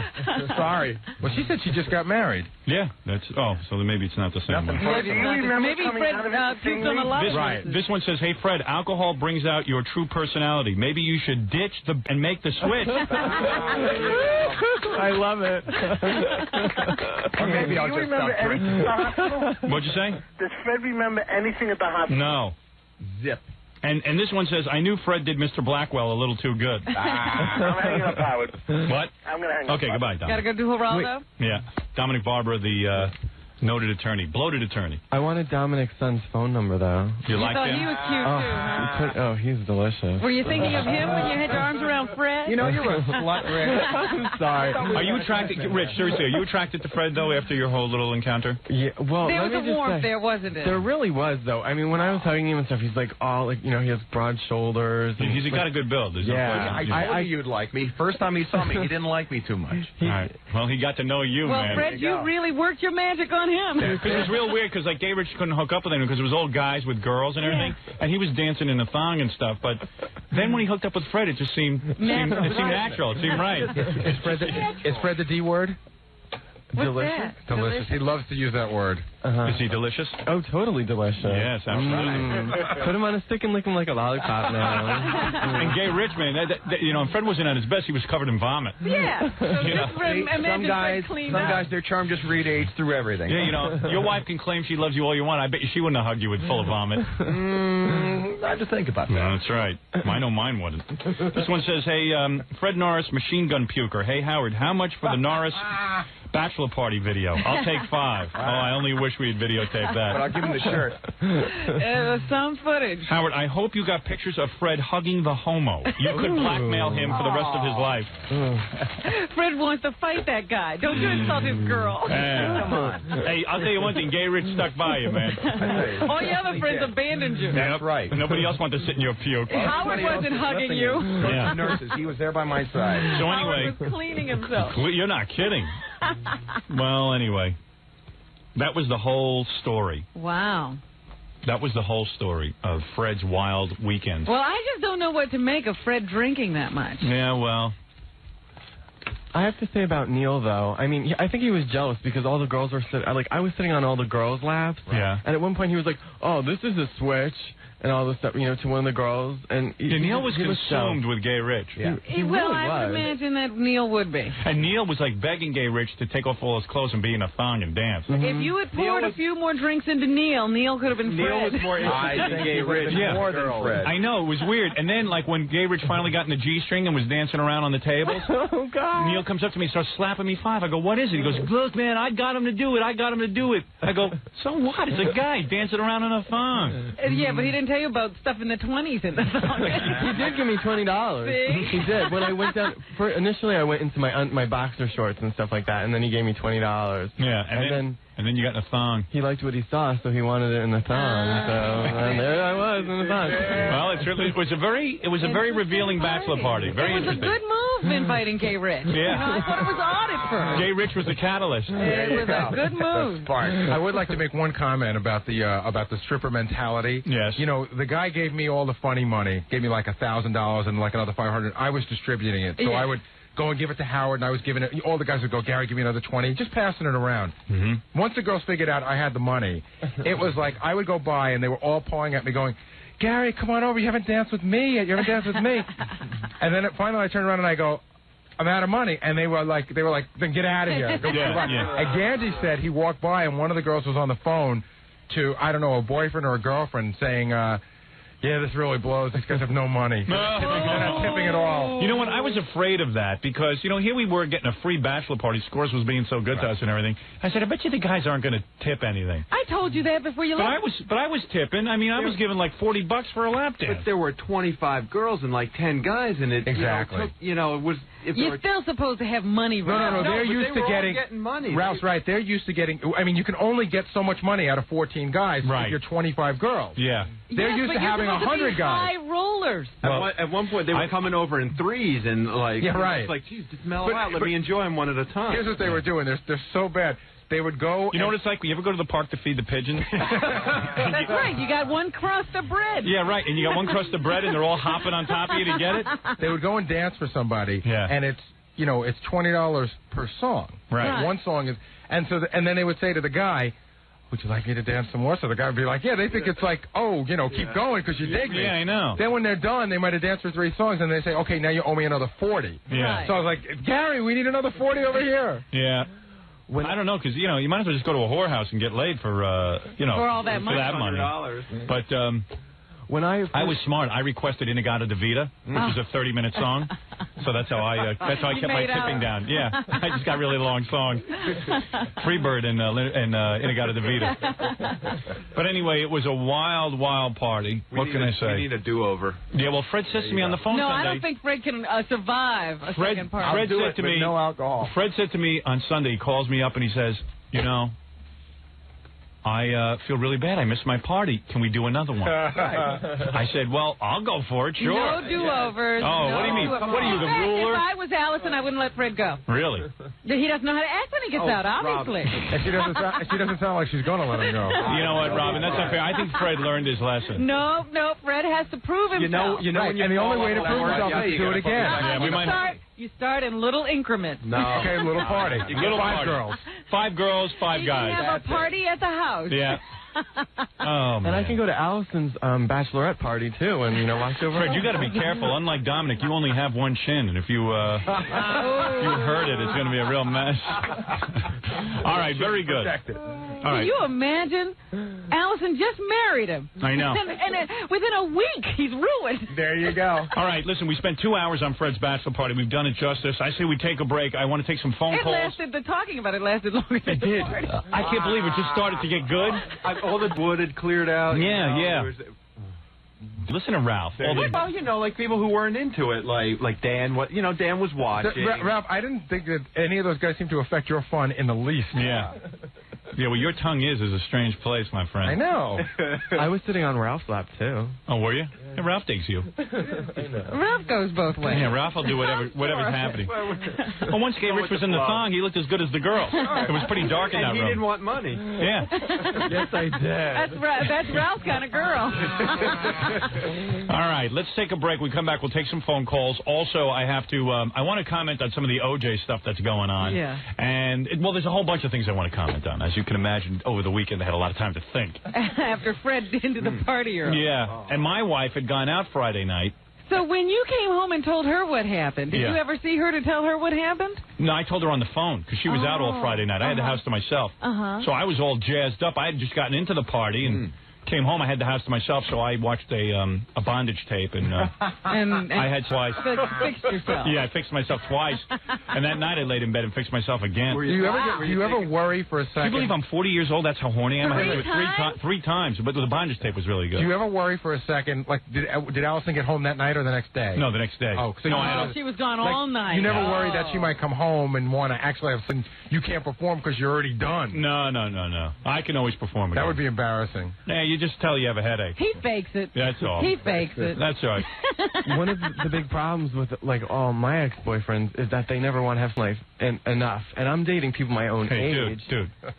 You know what I mean? He's now coming on to you. Yeah, we're having a hard time relating to all of this, okay? Oh, Howard. All right, man. You can always do it. Okay, Rich, you were fun at the bachelor party. It was funny that you ended up on Fred's lap and you guys were kissing and Rich, stuff. I'll listen to you. Yeah. We're very accepting. You know we don't want to hear the details. To take you to lunch today. Yeah, we're all into it. You're entitled to your lifestyle, but I'm in the middle of talking about guy stuff. Let me ask you something. Yeah, right. If he and Fred start having an affair, will you be interested in this conversation? Yes. I am telling you, Fred and him had an affair. Well, I'm thinking it could go further. Fred, it looks so natural. I don't know how you feel about Gay. I swear to God, it was wild. I think you were holding Ralph's hand. Rich is a really nice guy, and stroking Gay Rich. But no offense to him, I think it could have been a goat, and I would have been hugging him just as hard. All right, well, we'll never know. What is this love that comes out of you when you're all drunk? He's a great guy when he's drunk. That's my true feelings, Robin. Fred was so Unlike nice. you, with Rich, that black was Fred really whole heart of yours. Rich, were you really enjoying Fred? He was really sweet. And it was beautiful. No, I mean... Because it looked like a gay club. Scores all of a sudden became like a gay club. It was like Fred's on the couch with Ralph and Gay Rich. Same lighting, same bad music, 2 guys hugging. Yeah, and I was watching like in disbelief. How would you know? Yeah. But he was whispering stuff to you, right? Yeah, well, mumbling, actually. I mean, I would, speak to him, just trying, so his, brain would keep going and stuff like that. And he would be like... it didn't make any sense. Did you know what he was saying at all? Not that I Did he smell remember. like puke? No, not really. But he would say something and then, like, grab tighter on. I know. He was like stroking your back and all that. Yeah. Oh, I hate that. Fred's very romantic. Yeah. He totally is so affectionate and just. No, he was drunk, Rich. Try to get that out of him now. Oh. Go sit on his lap now. See how affectionate he is. Fred won't even look at it. Yeah. Fred, I'll tell you something. You really are affectionate, though. I can see why. I'm a warm guy. I'm telling you. If Rich sits on his lap now, the only thing that'll be a projectile will be Rich. You just had to see it to believe it. Fred, I'm telling you, you're never going to believe. Oh, I wish you had videotape. Fred's glad we didn't. Needs to see this. He does. Fred would kill himself, though. He would never drink again. Fred, you would never drink again. Isn't it weird hearing about yourself? I'm not going to drink again anyway. All right, that's it. You're sworn off. Isn't that wild, though, Fred, hearing this? And you can't verify or deny anything. I can neither confirm nor Fred, you went to third base with Gay Rich. There you go. Fred usually drinks 3 generations. This was Cuervo 1800, which is very strong, good stuff. Yeah. It's not cheap. His blood alcohol level was at 0.3? 0.3. And then the usual is 0.8 or something? Yeah. 0.08. 0.08. 0.1, you're drunk. Right. 0.13, you're pretty drunk. 0.15, you're bombed. Didn't they say he was like embalmed? This is antifreeze. This is antifreeze. Maybe OJ was drinking tequila. You don't know what he did. Yeah, Fred, what did you could have killed somebody. I got to take a break. Only myself. And I want to talk about OJ. And I want to also take some phone calls, so we got to take this break right now.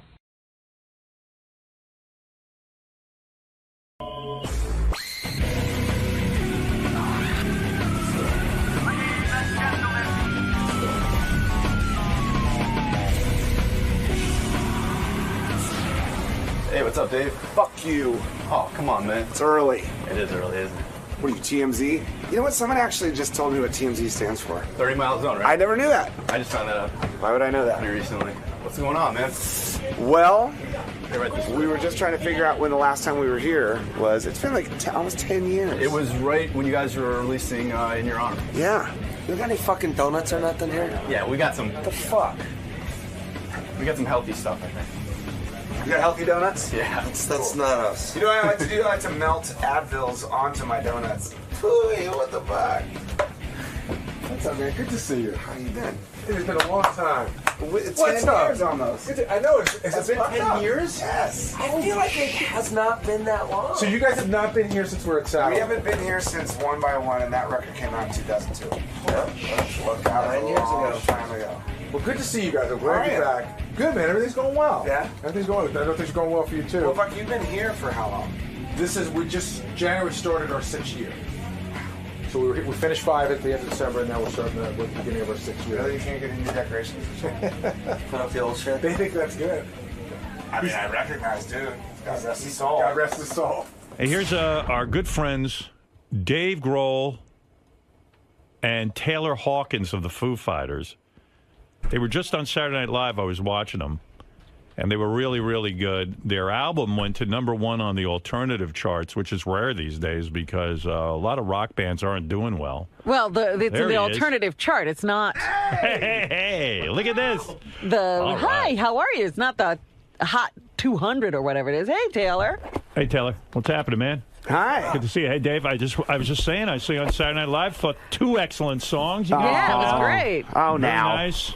Very nice job. We were trying to figure out how long it's been since we've been here. It's been a long time. Like 10. I think it's been 10 years. No, wow. No, it hasn't been that long. It hasn't been that long. I've seen you guys like around. 5 years. Maybe 5 Someone was saying that the last time we were here, someone had to, took a banana and gave it a blowjob just so he could hang out with us. Yeah, but he said fillet it or something. Filleted it. Filleted it. Yes. Someone filleted I think he was like, someone had to fillet a banana. I'm like, what does that mean? I was watching Saturday Night Live, and the first thing I was thinking about, when you perform with the Foo Fighters, you shake your head so violently when you play that I don't understand how you don't have like a whiplash condition or your neck doesn't hurt. Brought to you by Advil. Thank you very much. Is that true? Because it's like 3 Coors Lights and 3 Advils, and no, but be honest with me. You shake your head violently when you play. Yeah. Does that hurt you? No, it doesn't at all. You don't feel it. It kind of does, like for the first couple days of the tour. Is that true?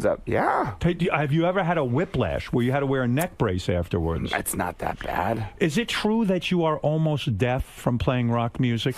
My left ear is almost gone. Now, why don't you wear the ultimate ears like people wear on stage? Because they look so stupid. Lame. I gotta say, what you know.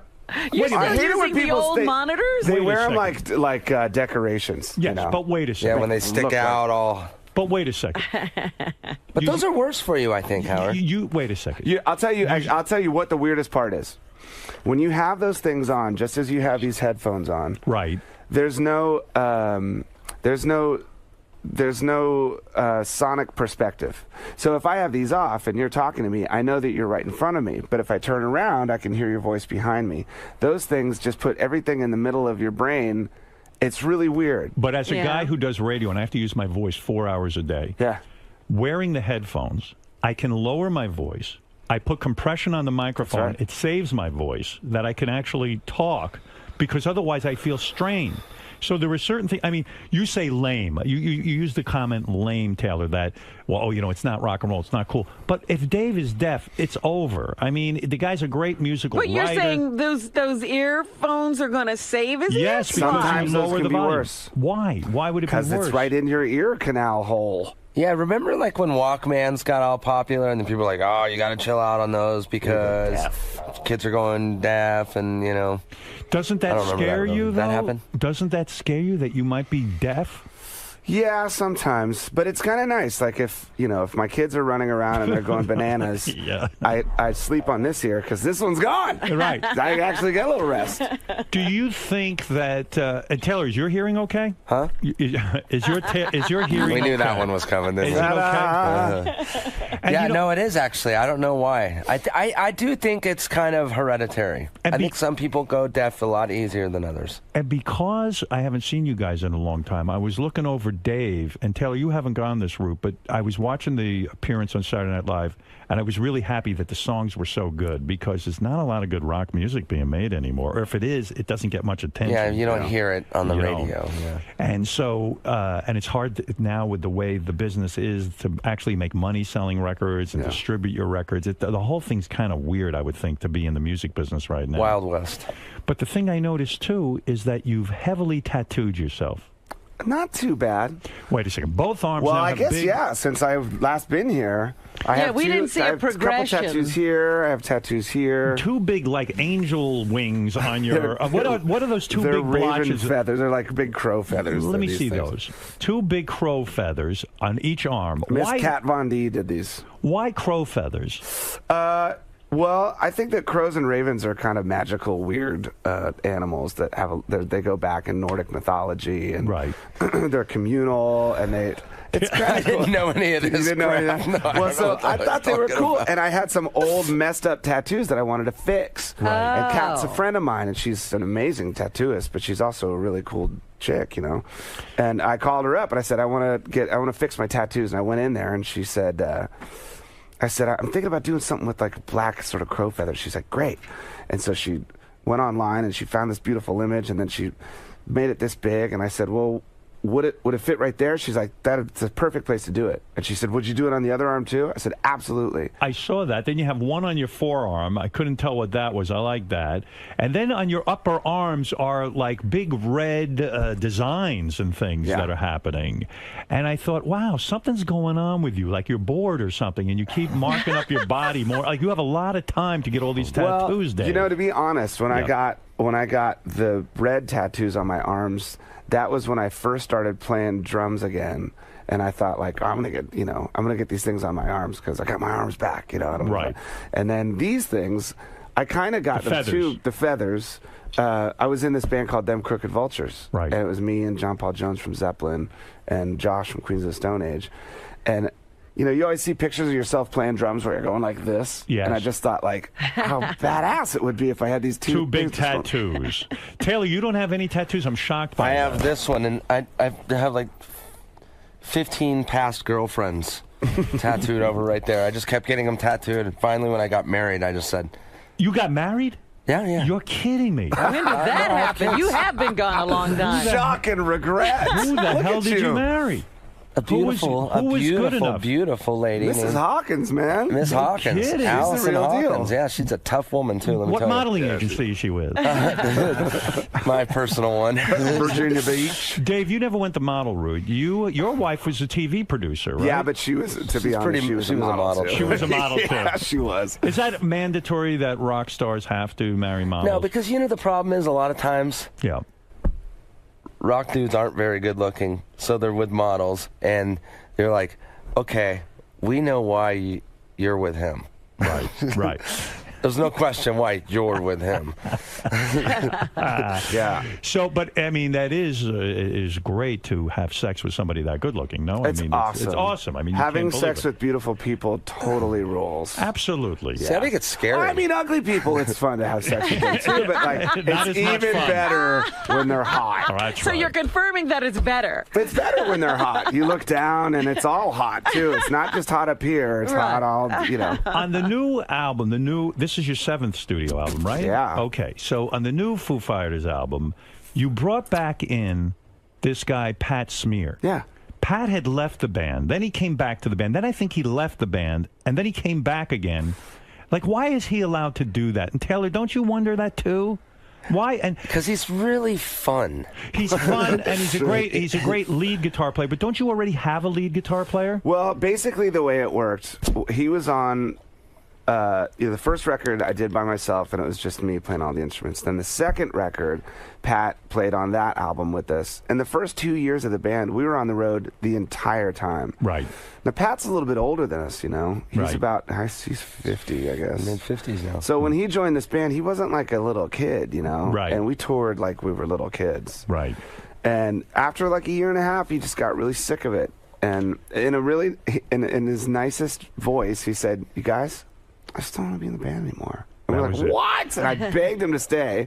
But who leaves a successful band? I mean, you know how difficult. This is a miracle that you've been in 2 successful bands, Nirvana and Foo Fighters. Yeah. It's a miracle. You know that. Yeah. It's a very difficult business. Why would this guy leave when the money's finally starting to roll in? That's one of the cool things about Pat. He doesn't care. No, He doesn't give a shit. That's not his vibe. He does not care. Don't people like that scare the shit out of you? Well, he's one of those guys that, like, whenever I think back then, he would get like really close to success, and then he would like sabotage it. So when you bring in Pat Smear to be on the new album, the guy who's the lead guitar player, Chris, what did he think of that? I mean, honestly, he wasn't really too stoked about it. And how do you say that to him? You say, "Hey, listen, Chris, you're not good enough to be our only lead guitar player." No, I mean, it actually, here's how it worked. Pat split. After Pat split, we got another guy, an old friend of mine. He was in for maybe 8 months. You haven't seen the movie yet, have you? You got to see the movie. No. We did all these questions would be answered. Yeah. Well, wait a second. You walked up to a guy and said, "Chris, I hate to tell you this, but I'm bringing in another lead guitar player." We were doing this acoustic tour, right? Okay, and we made a record in 2005 that was a double album. So one record was rock, the other record was acoustic stuff. Right. And there was just additional instrumentation. There was like strings and vibes and more like 20 guitar parts, and so we needed to get another. We built this extended band, and we needed another guitar player. And Pat and I have always been friends, right? So I thought, let's have Pat come back and do it. But why couldn't Chris do it? Well, because we needed more guitar players. I mean, Chris would do his part, and I would do my part, and then I would feel awful if I was the lead guitar player. I would feel they're telling me I'm not good enough. It was tense. No, it was a little awkward. I basically said, I just went to each person and said, "What do you think?" And they're like, "Okay. Just make sure Chris is cool with it. What do you think?" "Okay, make sure Chris." And then I asked Chris, and he wasn't cool. I'm not cool with it. He was like, "I got to be honest, I'm fucking a little weird." Yeah, like then how did it happen? Well, because Dave's the boss. It's ultimately up to you, right? Well, I mean, this is your band. I said, look, let's try. Right. Let's try. You can't. I mean, that's what one of does the try things. mean? In other words, try means like come in. Not If being it on this turns track. into like a fist fight or whatever, then maybe it's not a good idea. Is it a drain being the boss of the Foo Fighters? I mean, as much as it's great that you write the songs, it's kick-ass. It's not a drain on you that you have to turn to people and say, "Look, you're out on this solo. I'm taking it away from Chris, and I'm giving it to Pat." Well, yeah, but Pat doesn't play guitar solos. Yeah, that's well. The truth of the matter is, it really works out really good. There is a place for him. Dave's the perfect rhythm guitar player because he's a great drummer, obviously. So he's got this perfect rhythm guitar playing. Chris is like the color. Chris adds the leads, and he's the color on top. And Don't get me wrong, it works. When I heard this stuff on Saturday Night Live, I said, wow, this sounds really good. Pat's the dirty, scrappy, undertone, true. I mean, he's from the Germs. He's from the original LA punk rock band. So he adds a lot of... He's the gutter. He's the gutter of the Foo Fighters. Sometimes when you're screaming at the top of your lungs, I get fearful that you're going to lose your voice. Does that hurt your throat? You're so worried about me, Howard. I love it. Does it hurt your You're such a good dude. Does it hurt your throat? Concerned. I am. These aren't questions I get all the time. You know, I saw How you... much pussy did you get on the road? No, forget the pussy on the road for a second. We'll get to that. But do you blow out your throat when Absolutely. You do, and you don't give any thought to like, wow, I want my voice to last for the next 20 years. You know, I'm a little more in the moment with that kind of stuff. Like, I should take care of my voice better. I should take care of my ears better. But to me, you know, I'll know when it's time to stop. I'll know when it's time to just you think, cool it. You think, oh, I'll be in my 50s, it'll be time to stop. But you might be 50 going, you know what, I'd like to go play a tribute to Paul McCartney, or I'd like to play a tribute to someone, and then your voice will be gone. I hope that before that happens, I'll figure it out. Right now, I'm still doing okay. I mean, for years, like, it's been the same thing ever since. I try, dude. You do. This is an issue. What do you do? What do you say? Before we went on to Saturday Night Live, because I sang the backgrounds, and I'm having my little throat coat tea, and I'm like, 170, come on, and he's sitting there drinking his Bud Light. It was like, no, get out of here. You are a lot of fun. You are a lot of fun, Taylor, to watch when I see the group perform. It's very dynamic between you and Dave. People don't realize how much singing you actually do behind Dave. You actually sit there and harmonize them while you play the drums. And you apparently need to wear shorts when you play. Why is that? You can't wear pants? Because I grew up, I'm from Laguna Beach. I grew up, on the beach, basically, and I always played in surf trunks. And I still just wear surf trunks every day anyways. No underpants, just the surf trunks? No, and your balls are hanging all over. Free flowing, dude. Wow, that's awesome. Yeah. So, Dave, I don't understand something about you. I don't understand how you became this great guitar player. You were in Nirvana, you were the drummer. Yeah. And then all of a sudden, now you're this front man with a guitar. And I don't understand how you made that transition. Did you take up the guitar after Nirvana broke up? Guitar was my first instrument. Well, Pat's got a great story about that. He said that him and Kurt were walking backstage at a Nirvana show or whatever, and you were sitting in a dressing room, like playing the guitar or something like that, and then Kurt and Pat were walking by, and they listened to Dave playing guitar, and like, we're not even the best guitar players in the band. I mean, I started playing drums because the drummer in the band that I was in as a kid just wasn't really that great. Did you start? So now let me do that. Were you a musical prodigy? Were you a kid who, at like 10 years old, could play every instrument, something like that? I get that feeling. No, but I could figure stuff out. Like I could hear a song and I would know, I could see it how to play it in my mind, and then I would just be able to. Did you take formal lessons? Did your parents get you piano lessons or guitar lessons? No, but both of my parents were musical, so I think that, like, my father was a classically trained flautist, and he's got like pitch and a great ear. So your father, playing the flute, didn't say to you, son, I want you to have music lessons. I want you to learn how to read music. You don't know how to read music. No. You do this all by ear. Yeah. And so when you're growing up and you're in bands, your parents are probably encouraging you to do this because they understood the world of music. Well, the bands that I was in when I was a teenager were like crazy hardcore punk rock bands. Like, I practically worshiped the devil when I was a teenager. Were you a bad student? Absolutely. Terrible. Totally. Didn't graduate high school. I dropped out. I dropped out to go on the road when I was 17. But you're from a musical family. Yeah. And so, and also probably a middle-class family, right? Yeah, lower-class family. Were they kind of disgusted with you and like, wow, aren't you going to go to college, Well, son? My dad, my father is, he's more conservative, right? So we lived in D.C., and he was kind of like a Capitol Hill guy. He was a speech writer, and he was a campaign manager, and he was a journalist, and super intellectual. My mother was a high school English teacher for 35 years, so she was more liberal, but equally brilliant. And you tell a high school English teacher you're going to drop out of school? Yeah. And what do they say? No way. Just get a job, and you better be good at music. You're kidding me. No. You mean you said, look, I've got the music in me. There's no question about it. She knew. And they don't force you to stay in school. No. You're that strong-willed that you knew you could leave school. Like, my parents would have just kicked my fucking ass. Oh, my dad. I wouldn't be here. I'd be dead. Did you go to college? So, no. Junior You're college. right. So, okay. What is junior college? I don't even know what that is. College is like, you know. It's like what I went to. What is junior? It's they like, teach you like how to bang sheet metal, or is that what that is? Is it trade school? How many? It's where you go to fuck girls. That's right. So wait a second. Stupid. You drop out of high school at 17. Were you the cool kid in high school? Absolutely not. How do you meet Kurt Cobain and form Nirvana with him? Although you were the 6th drummer in the band. Yeah, right? I came later.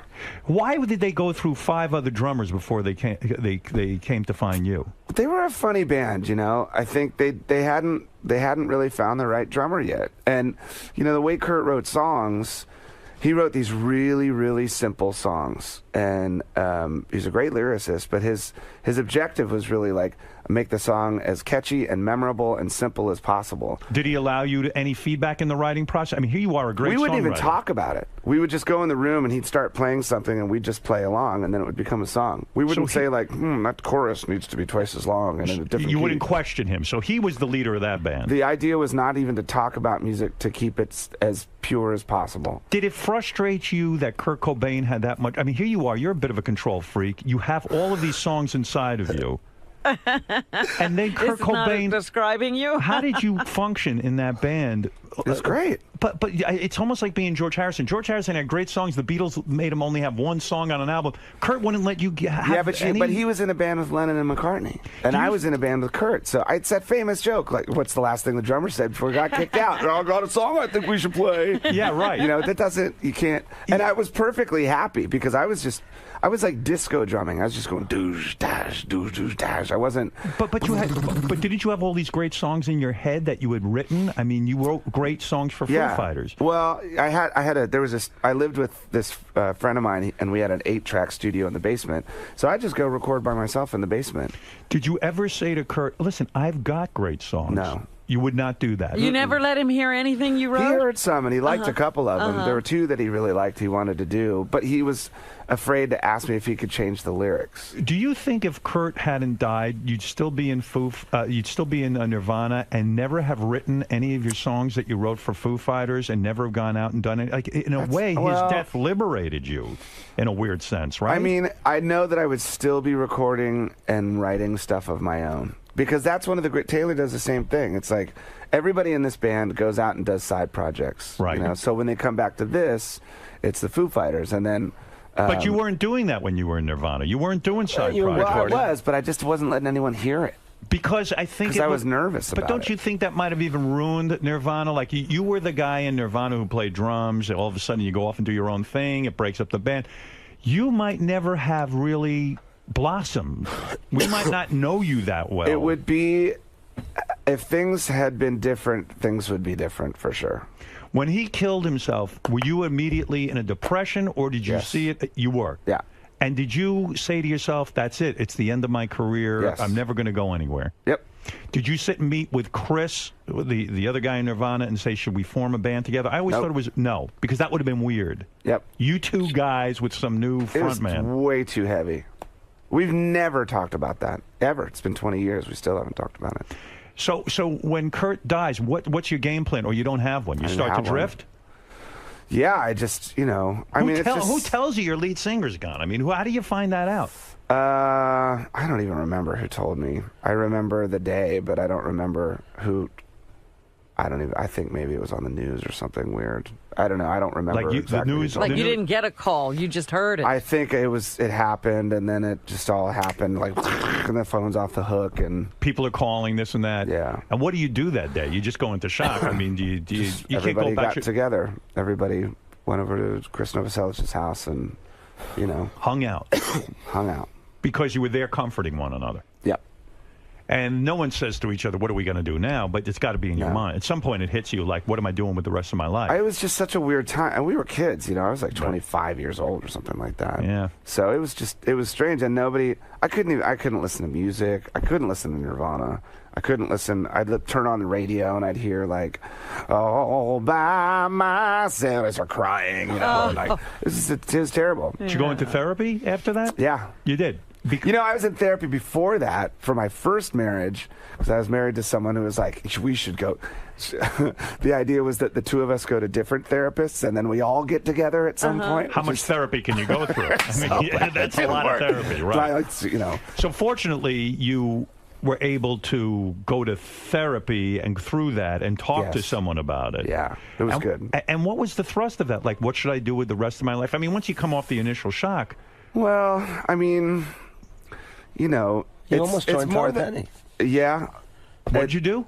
Well, I played with Tom Petty on Saturday Night Live. Right. That was really the first thing I did. I mean, the first thing I did, I started getting calls asking if I wanted to play drums with other bands. I'm like, no, man, I don't want to play. I don't even know if I ever want to play drums again. Not after you played drums for Nirvana. It would have been sort of weird. Yeah, and I mean, just sitting down at a drum set reminded me of Kurt. It reminded me of Nirvana, and it was just sad. So, was it all good with Kurt? I mean, were you on good terms? Things got weird towards the end. So did that make you feel even weirder about his death because things got so weird? Were you sort of estranged? Yeah. I mean, everybody sort of was. I think at that point it had sort of split off, and it just got really weird. It was, I didn't know that. Yeah. Well, I mean, I don't know if anybody really does, but it had gotten to the point where he wasn't talking to you. Well, they were just, you know, I don't do drugs. Right. I haven't done drugs since I was a kid. Right. 20 years old, I think, is when I stopped. And so, you know, there were drugs around, and there was like the people who did the drugs, and then there were people that didn't do the drugs. And I didn't do the drugs. And so I was just out of that world, you know. And if you're in it, you're in it. If you're not, you're out. Well, it reminds me, I got into the iPhone, and John Hine was in an Android, and I wasn't hanging out with him. You see how that split you guys up? Everyone who's onto the iPhone was Isn't my it weird friend. how that works? Yeah, I know. but in all seriousness, that's true. The drugs become alienating in the sense that when you're into the drug culture, you want to hang out with other guys who do drugs. You don't care about anyone but yourself at that point. I know. That's how it works. So in the last couple of months, you hadn't even been in touch with Kurt. No, we had. Right. And but were you close to breaking up the band anyway? Do you think you guys would have broken up because Kurt was going his own way? I think at that point it was important that we take a break. I think everybody felt that way. It was like time to take a break. Does it personally hurt you when Courtney Love goes around spouting off that Kurt hated you at the end, you were his least favorite person, he didn't like? I mean, she goes around with stories, and some of these stories. I mean, still, that was all drugs. Yeah, it had nothing to do with even if it were true. Honestly, it's a mean thing to say because you did. Of course, you had a relationship with Kurt, and you made great music together. It's hurtful. The way I look at it is I have my version of what happened, and I have my memories, and Pat and I talk about that stuff all the time, and we laugh about the good times, and we talk about the bad times sometimes. But, you know, it's those kind of, you can't really let those things get to you. You're able to hold on to your version of it. You don't let her version of things kind of, because How much was she around? Was she there all the time? They were married, you know. I don't know. I'm just asking. I get very offended, probably too much. I lose my own opinion sometimes. When somebody does that, they ruin my experience. Right. You know, and it hurts me. Well, not really so much for me, because you also have to understand that the circumstances are so extraordinary that everybody's got their version of what happened, you know? It's such a public event, that whole thing. It's not like my buddy Jimmy passed away, and, you know, nobody really knew Jimmy, but something like that that's so out in the open, you kind of can't really, you have to guard yourself from all of the outside stuff, because it's just too crazy. Have you ever sat her down and said, listen, Courtney, look, I got no animosity with you. I had a great thing going with your ex-husband, you know, your husband, and why can't you stop this? Why? No. You've never done that? No. Because why? It would be useless? Because I got better stuff to do, you know what I mean? Like, I mean, have this really, great would it help, band, and Howard? I have kids, and I have this wonderful life. Like that does. But why would I want to like why. focus on that stuff? I'll tell you why. Because I know you have to do business with her, right? Let's say you found a Nirvana concert in a vault somewhere where you wanted to release it right now. You would have to go to her, right? I assume. Well, it's not like I would call her. And some business guy would. Right. That's kind of how But then it you works. know she would see that you wanted something, so she would right away kind of say, I'm not doing that. Well, you know, I think at the end of the day, whenever any of that business stuff comes up, everybody, no matter how weird things are, everybody kind of holds Nirvana as like, that's the priority. The music and the band, that's the priority. And it doesn't matter what else is going on. It's like, this is great. You want people to remember us for the music. That's the most important thing. Nobody gets in the way of that. No, I don't think so. So so when Nirvana ends, were you so wealthy at that point that you could have stopped everything? Yeah. You could have, right? Because when I think of Nirvana, I think of Nirvana money for a second. It had to be insane. 3 guys, really, when you think about it, touring. Although you guys probably didn't tour that much. We didn't really tour that much. But the records, you sold a lot of records. Sold a lot of records. And I guess there was enough money there that you could have lived the rest of your life.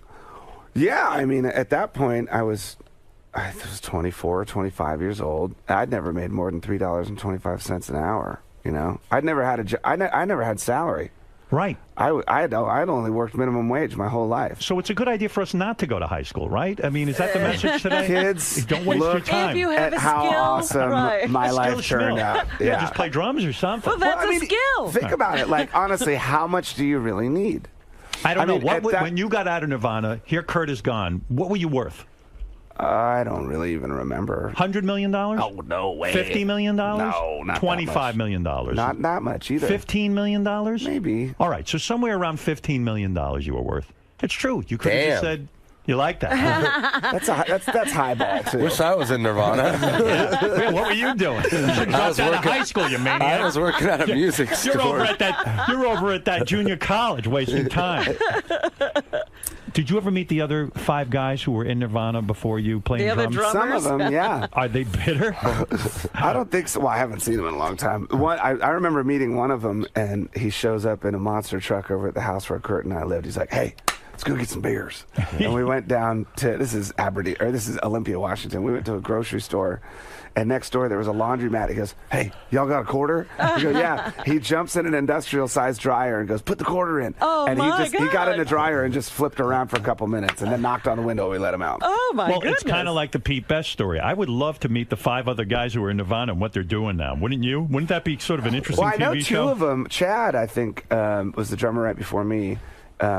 Chad lives in Bainbridge Island, and he's really, he's got his own music thing going, and he's happy. They should form a band, 5 drummers all together, just sitting there, like some sort of, I don't know, some kind of drumming thing. Well, the other one, Dale Crover, the guy who played drums on the first Nirvana record, he and Chad both played, but he was like my drumming hero.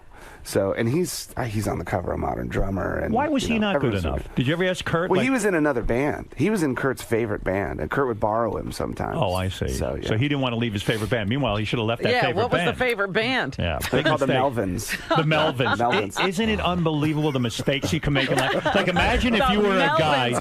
Imagine if you were a guy who said, "You know what? I could go to Nirvana or I could go to the Melvins. I'll choose the Melvins." Well, like, I mean, you got to be one. I got to be loyal to the Melvins. You got to be a mess inside after you make a decision like that. I think they're all happy people. Right, Taylor? Because, I mean, you think about it with the drums, you pick the right band, suddenly got $15 million in the bank. Yeah. You pick the Melvins, and you're working at McDonald's to supplement your income. It's not that No, bad. I think they're doing okay. They're doing okay. Oh, the Melvins? Yeah, they still tour. They really are. Yeah. They are? Yeah. I don't know. I figure anybody who can make a living doing this is good. That's okay. Yeah. No, it's all good. So now, all of a sudden, you could have got, I would look at it as freedom. I've got $15 million in the bank, and if I go and do some music now, there's no risk. Yeah, at least I've got my $15 million. Honestly, that's one of the foundation of this band is so perfect because everything that we've done, we've never really been like, we've never had this aggressive financial, with Foo Fighters. Yeah. Right. Like we've always just been mellow, like, let's make it about the music, let's not talk about money, let's just go have a good time. And but what do you mean not talk about money? I mean, Taylor wants to talk about money. He doesn't have $15 million in the bank. Well, when it's let's not make it about money for you. But I mean, we don't get. No, it's cool. We don't need to get paid for that. That's cool. I'm cool with that. How does it work? You have to determine what Taylor's salary is going to be. You are the boss. That's what I mean. Salary. It's true. Is $3.25 an hour, baby. Is he on salary? No. Well, what do you mean no? No. He's a member of the band. He's a member of the band. Well, what does that mean? Well, that's how it works in this band. Like equal split for everyone? Well, it's equal split for a lot of the stuff, and then there's some stuff that people just get paid for just for being in the band. And none of the guys are ever unhappy? I mean, Taylor's never once come to you and said, look, I love being in the band, but wait a second here. I'm trying to buy some milk for the kids. You know, the baby needs shoes. Yeah, but you are the boss. Well, you know, also, all of these albums that we've put out, they're on my label, and I just license them to Sony BMG. Oh, is that it? Yeah. And so we own our whole catalog. So nobody tells us how to do stuff. Does Taylor get an annual review where you go, okay, you've done a good job for the year, and here's your bonus? No, we've never really done that. I don't even know if I'd understand what that is. Right, because it seems anti-rock and roll to have to be this corporate boss in a sense, but you are big business. Foo Fighters I'm is big just business. not that smart either, so it's hard for me to understand. There's some things that I can do well, and then other things I just go, I don't care what. So do you leave that to other people? Are there business people? Absolutely. That take care and of also, all that. like my manager, I've had the same manager for 21 years. I've had the same accountant for 21 years. I admire your loyalty. I think you're a very grounded person, and there's not a lot of people in rock and roll who are very grounded. There are a lot of people who are just off their fucking rockers. So, we're talking about business for a second. So, when this guy from Glee comes to you, and he seems kind of like a mafiosa, he says to you, we want to use the music of the Foo Fighters for the TV show Glee. Well, let me explain something first. Okay. Glee never approached us to do music. Okay. That came up in conversation when we were doing an interview for the Hollywood Reporter. I was going to ask, is that the way you have to go now in music? You have to go to Glee, you have to go to American Idol? Well, I think the point I was trying to so eloquently make when I talked about it was that I think it's important that bands don't feel pressured to do that sort of big business thing, you know? Like, we all grew up in garages and garage bands and van tours, and, you know, whenever anybody asks me musical advice, I say, you know what, just be good at what you do and don't expect much. And if that's not enough, then don't do it, because it's impossible to make it in the music industry. You got to be either really, really good or you got to be really, really lucky, or both. Well, there used to be artists who, like The Who, who would say we would never commercially use our music, we would never put it in a commercial, we wouldn't put it on a TV show, and they all seem to have shifted because the model changed. The model changed. That like that's how you get your music out of here. But it seems to me it's become okay to sell out. I kind of admire that you wouldn't go to Glee, but then the guy from Glee is saying, hey, you know, fuck the Foo Fighters. They almost make it seem like you're homophobic or something if you won't give your music to Glee. Well, you know, it's funny because I said that, like, man, you know, I said that's not fair that he thinks that everyone should do the show, you know. Right. And then the next day I told my manager, I'm like, hey, I kind of said some stuff about Glee. And it was like, oh, no, you did. Oh, my God, what was it? And then, but then Ryan and then Murphy. Elton John came out. And Elton John came out. I mean, basically, like, Slash and the guys from Kings of Leon. I know those guys. Like, they're nice guys, you know? Right. And the creator of Glee sort of came down hard on them for not agreeing to use the music, right? Right. So I was kind of sticking up for them. Like, yeah, you shouldn't have to do that. No, why do you got to do that? And then actually the guy, Ryan Murphy, he kind of said, like, you know what, you're right. I was kind of a jerk about it, and I shouldn't have said that. Yeah, because, I mean, it's almost, when I say the Mafia, it's like a tactic. Like, I'm going to pressure you. You're not down with dude, Glee. if I had a nickel for every time that's happened to us, over the years, I remember one time we were doing something, and we were here in New York City, and someone said, okay, there's that red carpet thing you got to go to. And we had a show that night. I'm like, oh, God, do we really? He's like, yeah, you have to go. And I said, are you telling me that my career is going to end if I don't go walk that red carpet? And they basically said, might. Oh, wow. Or a radio show. Yeah. There was a radio station in, like, Kansas City or something like that said, we want you guys to play. And our guitar player at the time, Franz, just had a kid, like 2 days before. Right. And I said, we can't make it. And they said, if they don't come and play this radio show, we're going to pull them from all of our playlists. That's right. And then they said, well, at least Dave has to come MC it. I said, you know what? I will come MC it. Right. And I'm going to stand there on stage and tell everybody, you know I'm here? Because your favorite radio station just said, if he doesn't do this, we're going to stop playing it.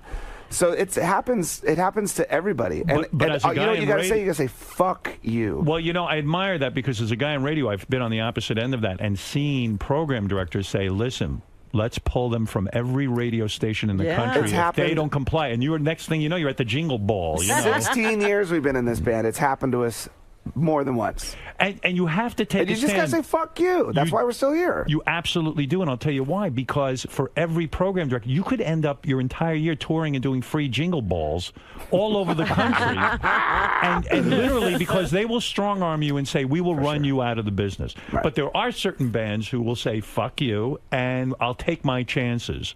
And so I admire that. I mean, at the end of the day, the most important thing is that you feel creatively satisfied, that the audience is there for you, and that you're happy and healthy. And because you know what, had we not made it in this band, we'd still be playing music. We just, we'd be working at McDonald's 40 hours a week. And then be at bar mitzvahs. And, yes, but it would be pretty frustrating. It must be awful to have good music in you and then not have a crowd in front of you, and you're playing some small bar somewhere. Sure. And after a while, everyone starts to look at you like you're kind of loserish because, you're getting near your 40s, and then suddenly you're still playing and working at McDonald's. Yeah, but are you an artist, or are you somebody who wants an audience? See, that's the thing is you have to ask whenever someone asks for career advice. It's like, well, what are you looking to get out of it, Right. Do you want to just play great music and have a good time, or do you want to be a bazillionaire?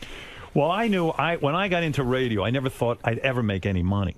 I actually just liked the idea of being on the radio, and I was pretty sure I'd be a complete failure. Where did you start? I started at a radio station in Westchester. It was called Progressive Radio in the Woods. Because I remember you when I was in D.C. as a kid. Right. Yeah, well, we were there. But I'd already been around about 10 years before D.C. You never seen the movie? Yeah, I saw the movie. See it twice. I was brilliant in it. You were. So, boys, it's the music industry has changed. You have a new album out. Yes. It's a little scary to me. I mean, the days of Nirvana, there wasn't the internet thing going big time. When you sold records, everyone had to get that music through the CD. They got to experience that. You put out a record now, it's like if you sell 1 million copies, you're lucky, right? That would be a big record. That would be a big record. That would be a really Isn't big that record. nuts? Are you angry about that? Are you upset by that? That all your work is given away We sell free? out stadiums now, dude. So that's how you make your money. But what about Pretty these? But what about these bands who come out now? They don't get the $15 million cushion like Nirvana got because no, not really. It's pretty sad, right? Well, I mean, I don't know what it's like to be young and in a band now. I only know what it's like to be in this band, and the way we do it, we just like the new record. We made it in my garage. It was like, how can we make this interesting? How can we do it so that it's not like the last 6 times we've done it? And how can we do? Why do we care that you made it in a garage? Does it make it sound better, the record? I think so. Does, yeah. Why? Because it's in a garage? Because it sounds different than every other record on the radio. It has character to it. Yeah. Plus, we did it to tape. We didn't use any computers or anything like that. Why? Why do we care about that? Because the last thing in the world you want to hear in a rock and roll band is, imagine if, that Pro Tools stuff everyone uses? Yeah. Imagine if you put, like, a Beatles album into Pro Tools and smoothed out all the vocals and gridded all the drums to make it sound perfect. It wouldn't swing like a Beatles record, I see. So by using tape, you have less flexibility and it's more the original sound. It's kind of like, rock and roll used to be this really honest thing, and every band had their own feel and their own sound, and you could hear little mistakes every time you listen to the record, a new one every time, which was the character, which was the fucked up tooth, or the weird eye or whatever. Now, when a band makes a record, they go in and they fix all that stuff. So anything that gives something personality is taken out. So this is in an actual garage. When you say you made it in your garage, you mean you had to go to the garage? You didn't go to the basement? You went to the garage? Yeah. Because the garage has good acoustics? I don't have a basement. Where is this garage? I mean, where are you living? My house. Your house. And, it must be a nice garage. Yeah, it's not like a garage. This is a fucking studio. It's got a Learjet in it. Yeah. Where'd you put the car? Harleys. Where do you put your car when you have your band in their garage? Right around my massive fountain statue in the circular driveway. Do you have neighbors, or do you have a big lot of land? I mean, I would be annoyed. Bunch of land. Yeah, because I would be annoyed if I was your neighbor and all night long. Making a record. Hear a thing. I'd be like, fucking they're musicians. a quarter of a mile away. It's I'd fine. be like, hey, I got to go to bed at 8 o'clock at night. I don't want to hear you guys playing all night. No. And when you make a record now in a garage, does it like does Taylor go in and do his own drums by himself, or does the whole band get together and record the thing at once? Well, the way we did it is we had Taylor in the garage, and then I had my office upstairs, which turned into the control room. And so I would play guitar up there. We tried to isolate everything. So Nate So and I you would go up play in the bedroom. Taylor's in the garage. It's like the Partridge Family. Yeah, we're all on headphones, and it sounds like fun. Wow. It was great. Does your wife get annoyed? No. She was cool. Don't you need, we have to talk about chicks. Don't you need new young chicks in your life to inspire this music? It is about youth. It is about... I can't write about chicks those are your anymore. girlfriends. Oh, I didn't realize. You have wives and girlfriends. I can't, it's hard for me to write about chicks. Is it? Yeah. Well, Nirvana didn't write about chicks, right? I never really wrote about chicks. You never did? That song Everlong was about a chick. Who was that about? The first wife? That song was about a girl that I was dating right after my divorce. It's one of your best songs. Maybe you should write about chicks. I like it. I gotta say that song probably became most famous because of the acoustic version I did here. You did. I'm not kidding. That like was being great. here and doing that. That's we why owe you.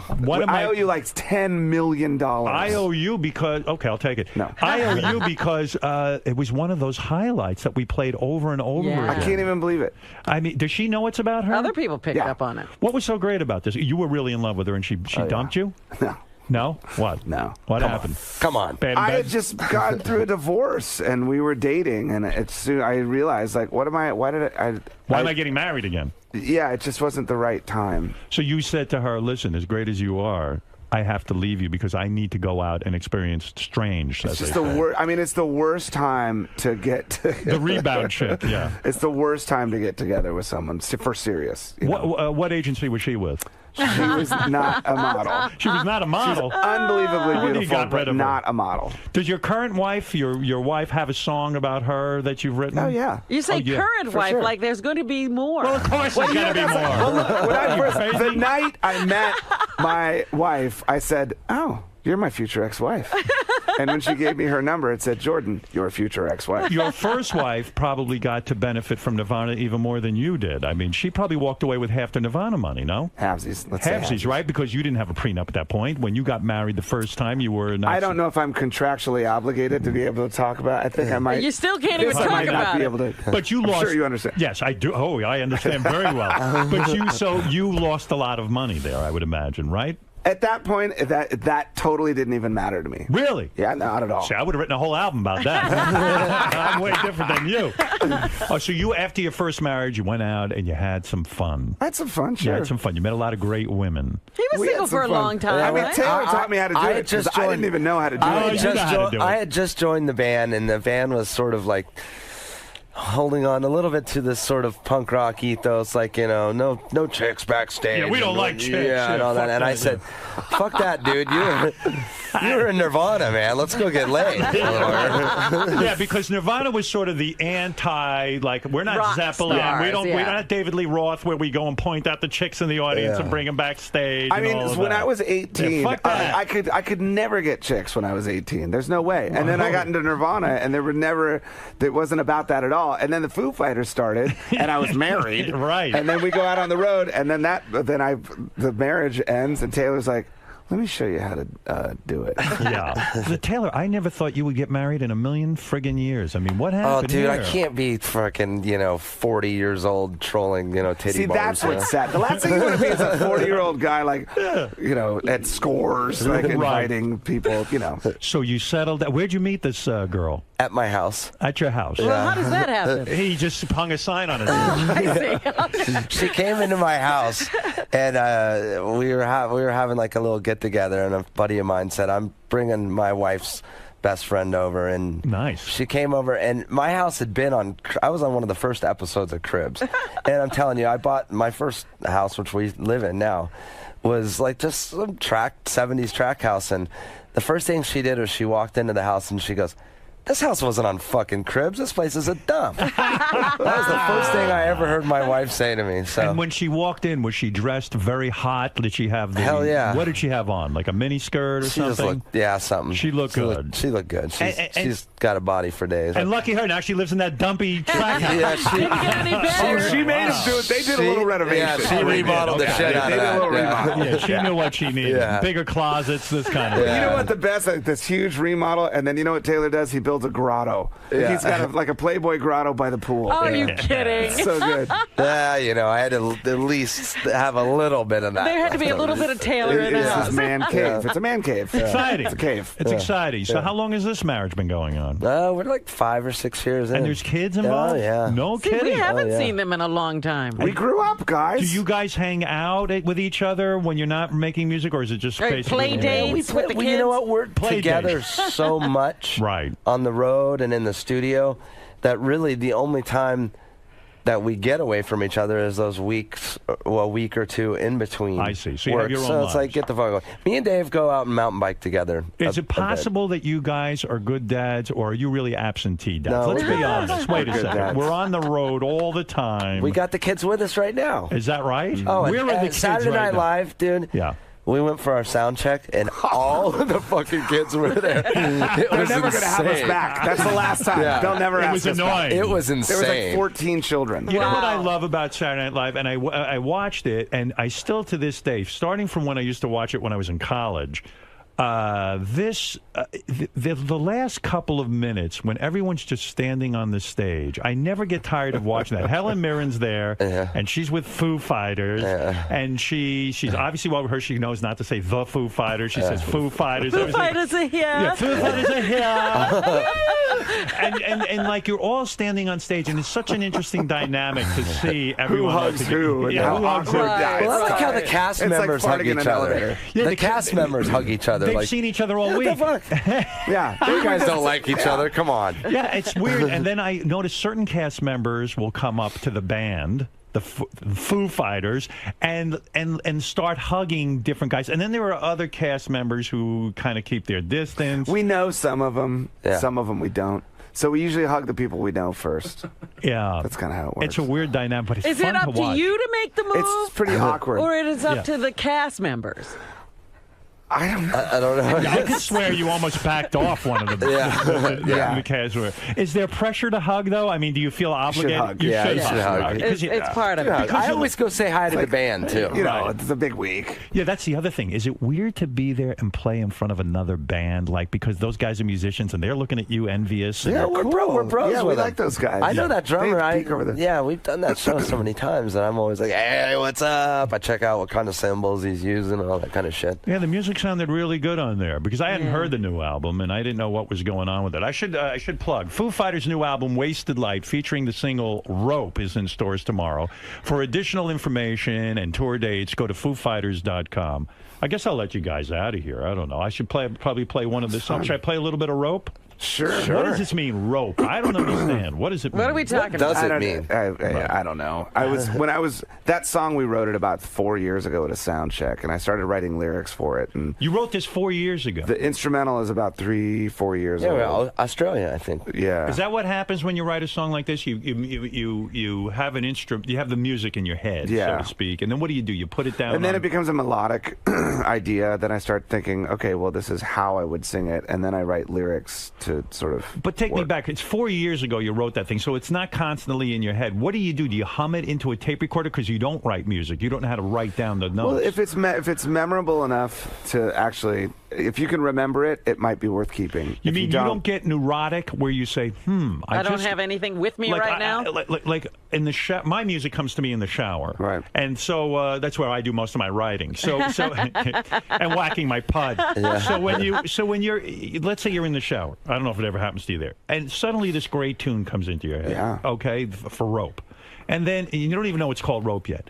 I would neurotically run to some place I could write it down. Yeah. That doesn't occur to you? I've done it sometimes where like I'll hum it into an answering machine or I'll write it down on a piece of paper, just write the notes, you know. Oh, so you do know how to write notes? No, I don't. I just write A, B, C or whatever, you know. Chords. Because you can hear the chords in your head. Yeah. Oh, I see. And so, but I mean, if it's something that you can actually if it's worth remembering, then use it. If I it's think not, I think I remember reading that when John Lennon and Paul McCartney were writing songs early on, their whole trip was they didn't probably have tape recorders when they were living in Liverpool.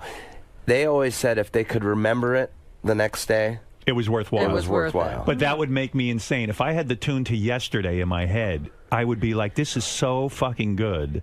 And maybe I don't have the words yet, and it's scrambled eggs or whatever the hell it was. But I would be so neurotic. Like, I know I walk around with a piece of paper all the time. I have some ability on a phone or something to write down an idea of some topic I want to do on the air. It's always because I would You leave stuff on your cell phone sometimes, don't you? I do, but I've lost ideas like that before, too. Yeah, because like, if you're wow, walking great idea, I'm so around- excited about it, and then the next day I can't remember it. Yeah, and you I'm start so doing something pissed. else. But you it's see, gone. that's the slacker in you. That's the guy who says, Oh, hey, yeah, dude. I don't leave every dime I don't know on the which table. side of the brain it is that makes you like a good person, but that's the side that doesn't work. But maybe that makes you the good person that you are because you're not in it for every penny and you're not into it. And like, you're not crazy neurotic. Yeah, you don't No. seem neurotic. Definitely not neurotic. Yeah, that's good. All Oh, right, thanks. So rope came to you about I imagine it's about shooting ropes, like in a porno. In a like, porn? a big Yeah. thick load of ropes of sperm. Right, sperm of semen. That should be in parentheses. What does rope mean? Do you not talk about that? No, I mean the chorus. It says, "Give me some rope, I'm coming loose." See? And so, right, coming. Yeah, coming See? loose. Give Coming me loose. some rope. I'm coming. Like a suicide song? No, it's more about Give me some a distance. lot of the love songs that I've written have had to do with the feeling of being restrained by commitment, but liking it. Right. But you feel both ways about it. You're committed, and that feels comforting. But also, gee, sometimes I need my space. I need to be free. Sure. And that lives inside of you. Right. Where is this song, Rope, Baba Booey? Let me listen to a little of it.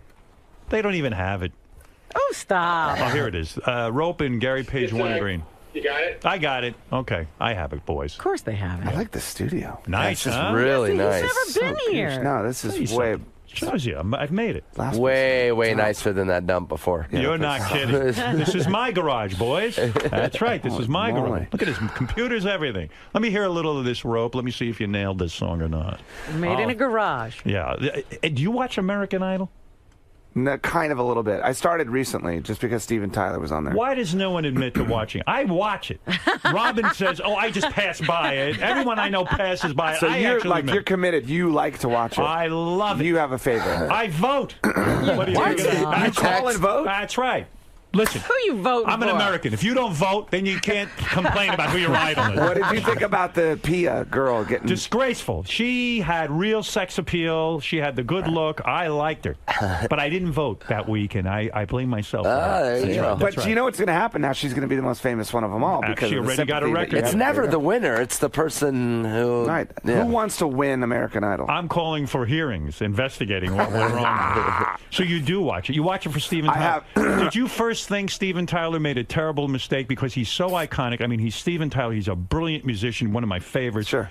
Did you think it was kind of a sellout that he went to American Idol? I didn't think it was a sellout. I just thought it was. I thought it was strange. I thought, shouldn't he be doing an Aerosmith record or something? And then I watched it and I understood why they want him on the show. I understand He's why, perfect for the show. I understand why they want him. It gives them a tremendous credibility. But why does he want to? And what if I told you? I'll tell you why. Oh. Because I know people. He did it for the money. Think so? Not think so. Know it. Is it tons of bread? It's about $15 million a year. Holy moly. And he needed the bread. Now, why does a I guy wanna in Aerosmith do that? Yeah, you would do it. That's Nirvana money. Yeah. He got money. 15 million. J-Lo got around. I happen to know she did it for the money, too. She needed the money. I can understand that. She didn't need the money. Come on. I mean, these are people who made a lot of money, right? I'll fill you in. How much afterwards. do you need? No. She needed it. She's got a high lifestyle there. She's not I in a know track everything. home. I have dossiers on people. Oh my God. That's right. Randy, the other judge. Yeah. He gets $300 an episode. Free and clear. They even pay his taxes. The musician of the group. All right, here we go. Let me listen to a little of the boys playing some of their music here. Let's see what.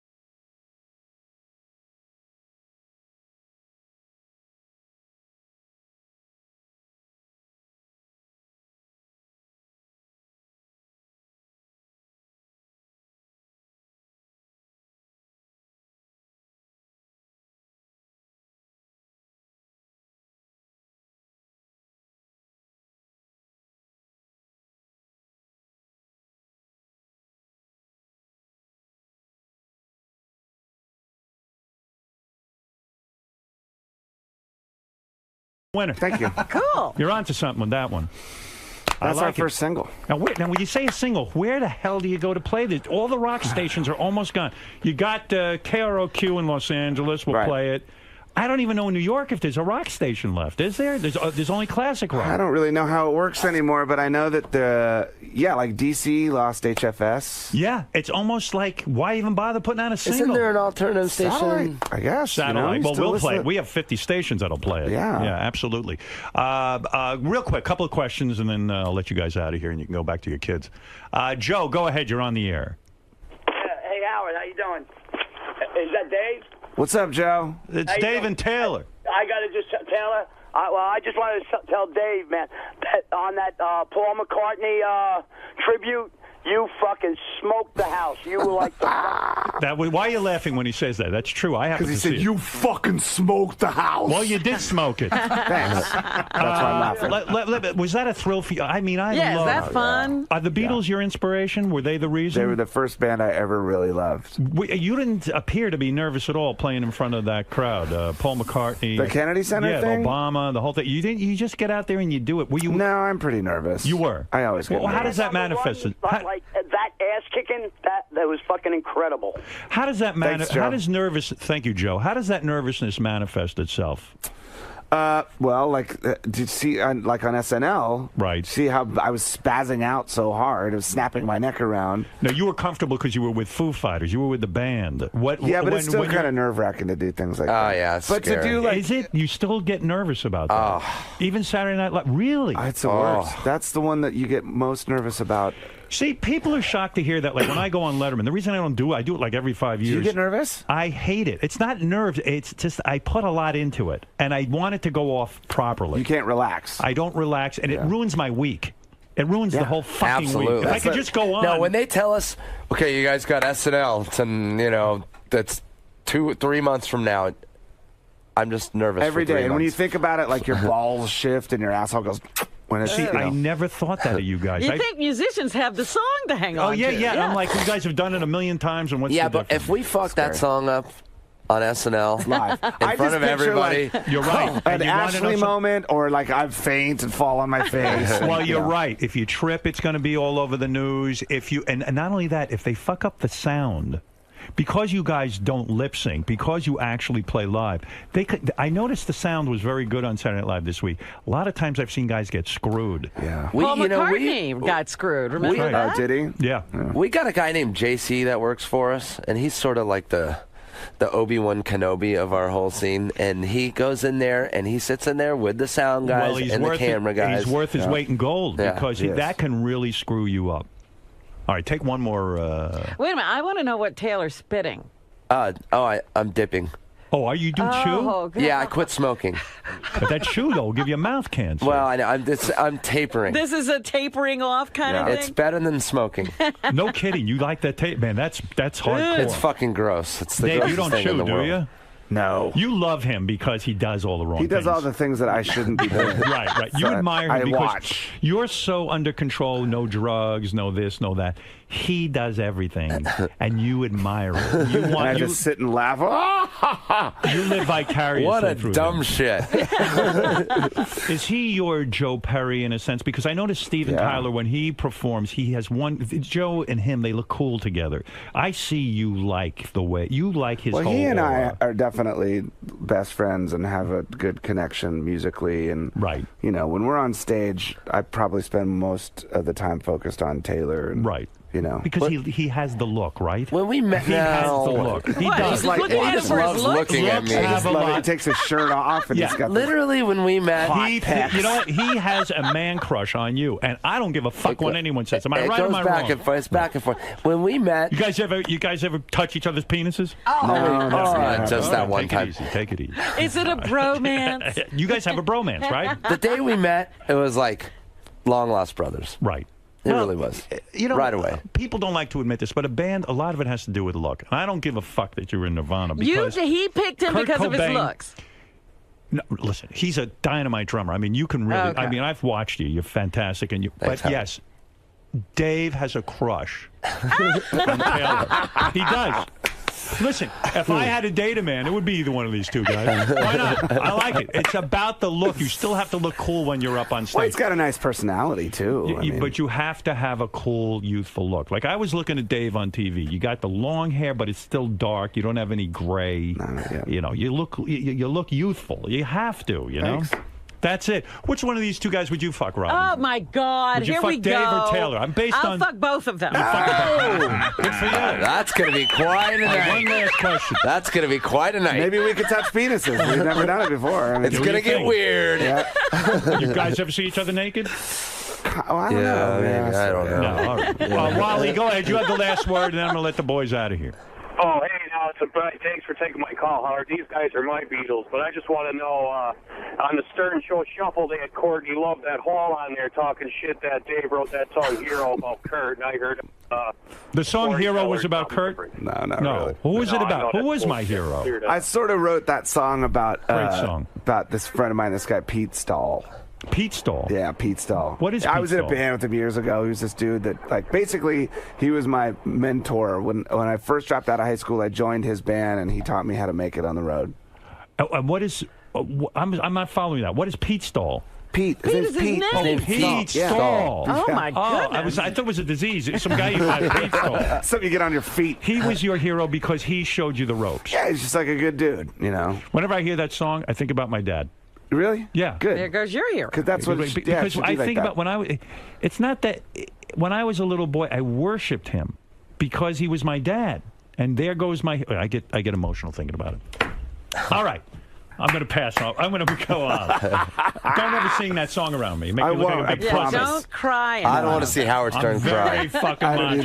He might have come the closest to get me to cry with that song. All right, listen. Next Dave time. Grohl, Taylor Hawkins, you two guys are some of my favorite people. It's good to be back, Howard. We shouldn't wait so long next time. You're a busy man. I even said, I don't know, with these Foo Fighters. Very We busy. didn't even know you were going to show up today. Yeah, I said, I don't know. But I'm so glad you came in. Thanks. I wish you a lot of success with the new record. I guess you're going to be on tour everywhere, right? Yeah. Okay. Foo Fighters' new album, Wasted Light, featuring the single Rope, is in stores tomorrow. For additional information and tour dates, go to FooFighters.com. Very important website that you must be on. Boys, anything you want to say to the audience before you leave? I'll leave it with the last words. Taylor, anything? Oh, man. Thanks for hanging with us for frickin' 16 years. It's insane. We're so lucky. We're so lucky that we get to go play shows to so many people now. We never expected that. We didn't think this would last this long, and it's nice that people still love rock and roll. That's great, and I'm happy for you. You're really good guys. Dave, there seems to be this mutual respect between you and Howard that goes back a long way. You said you credit him with really putting you guys over the top. Honestly, man, that time when we went and did the acoustic version of Everlong on the air, which wasn't really planned. Someone said, there'll be a guitar there for you in case he asks you to play a song. And I'd never performed one of our songs acoustic, I don't think. Oh, okay. And that was the only one that seemed like it would work. And he just started playing the shit out of it. You guys kind of captured the moment. It was kind of like a impromptu thing. No, it was great. That's what it's all about. It was awesome. What do you respect most about Howard? And you guys keep coming back, and it seems like this is going to keep going for a long time. Your relationship. Well, he honestly, he seems like a genuinely nice dude, and I know that he's got this bad boy reputation, but he's always seemed like a really good dude, and he loves music.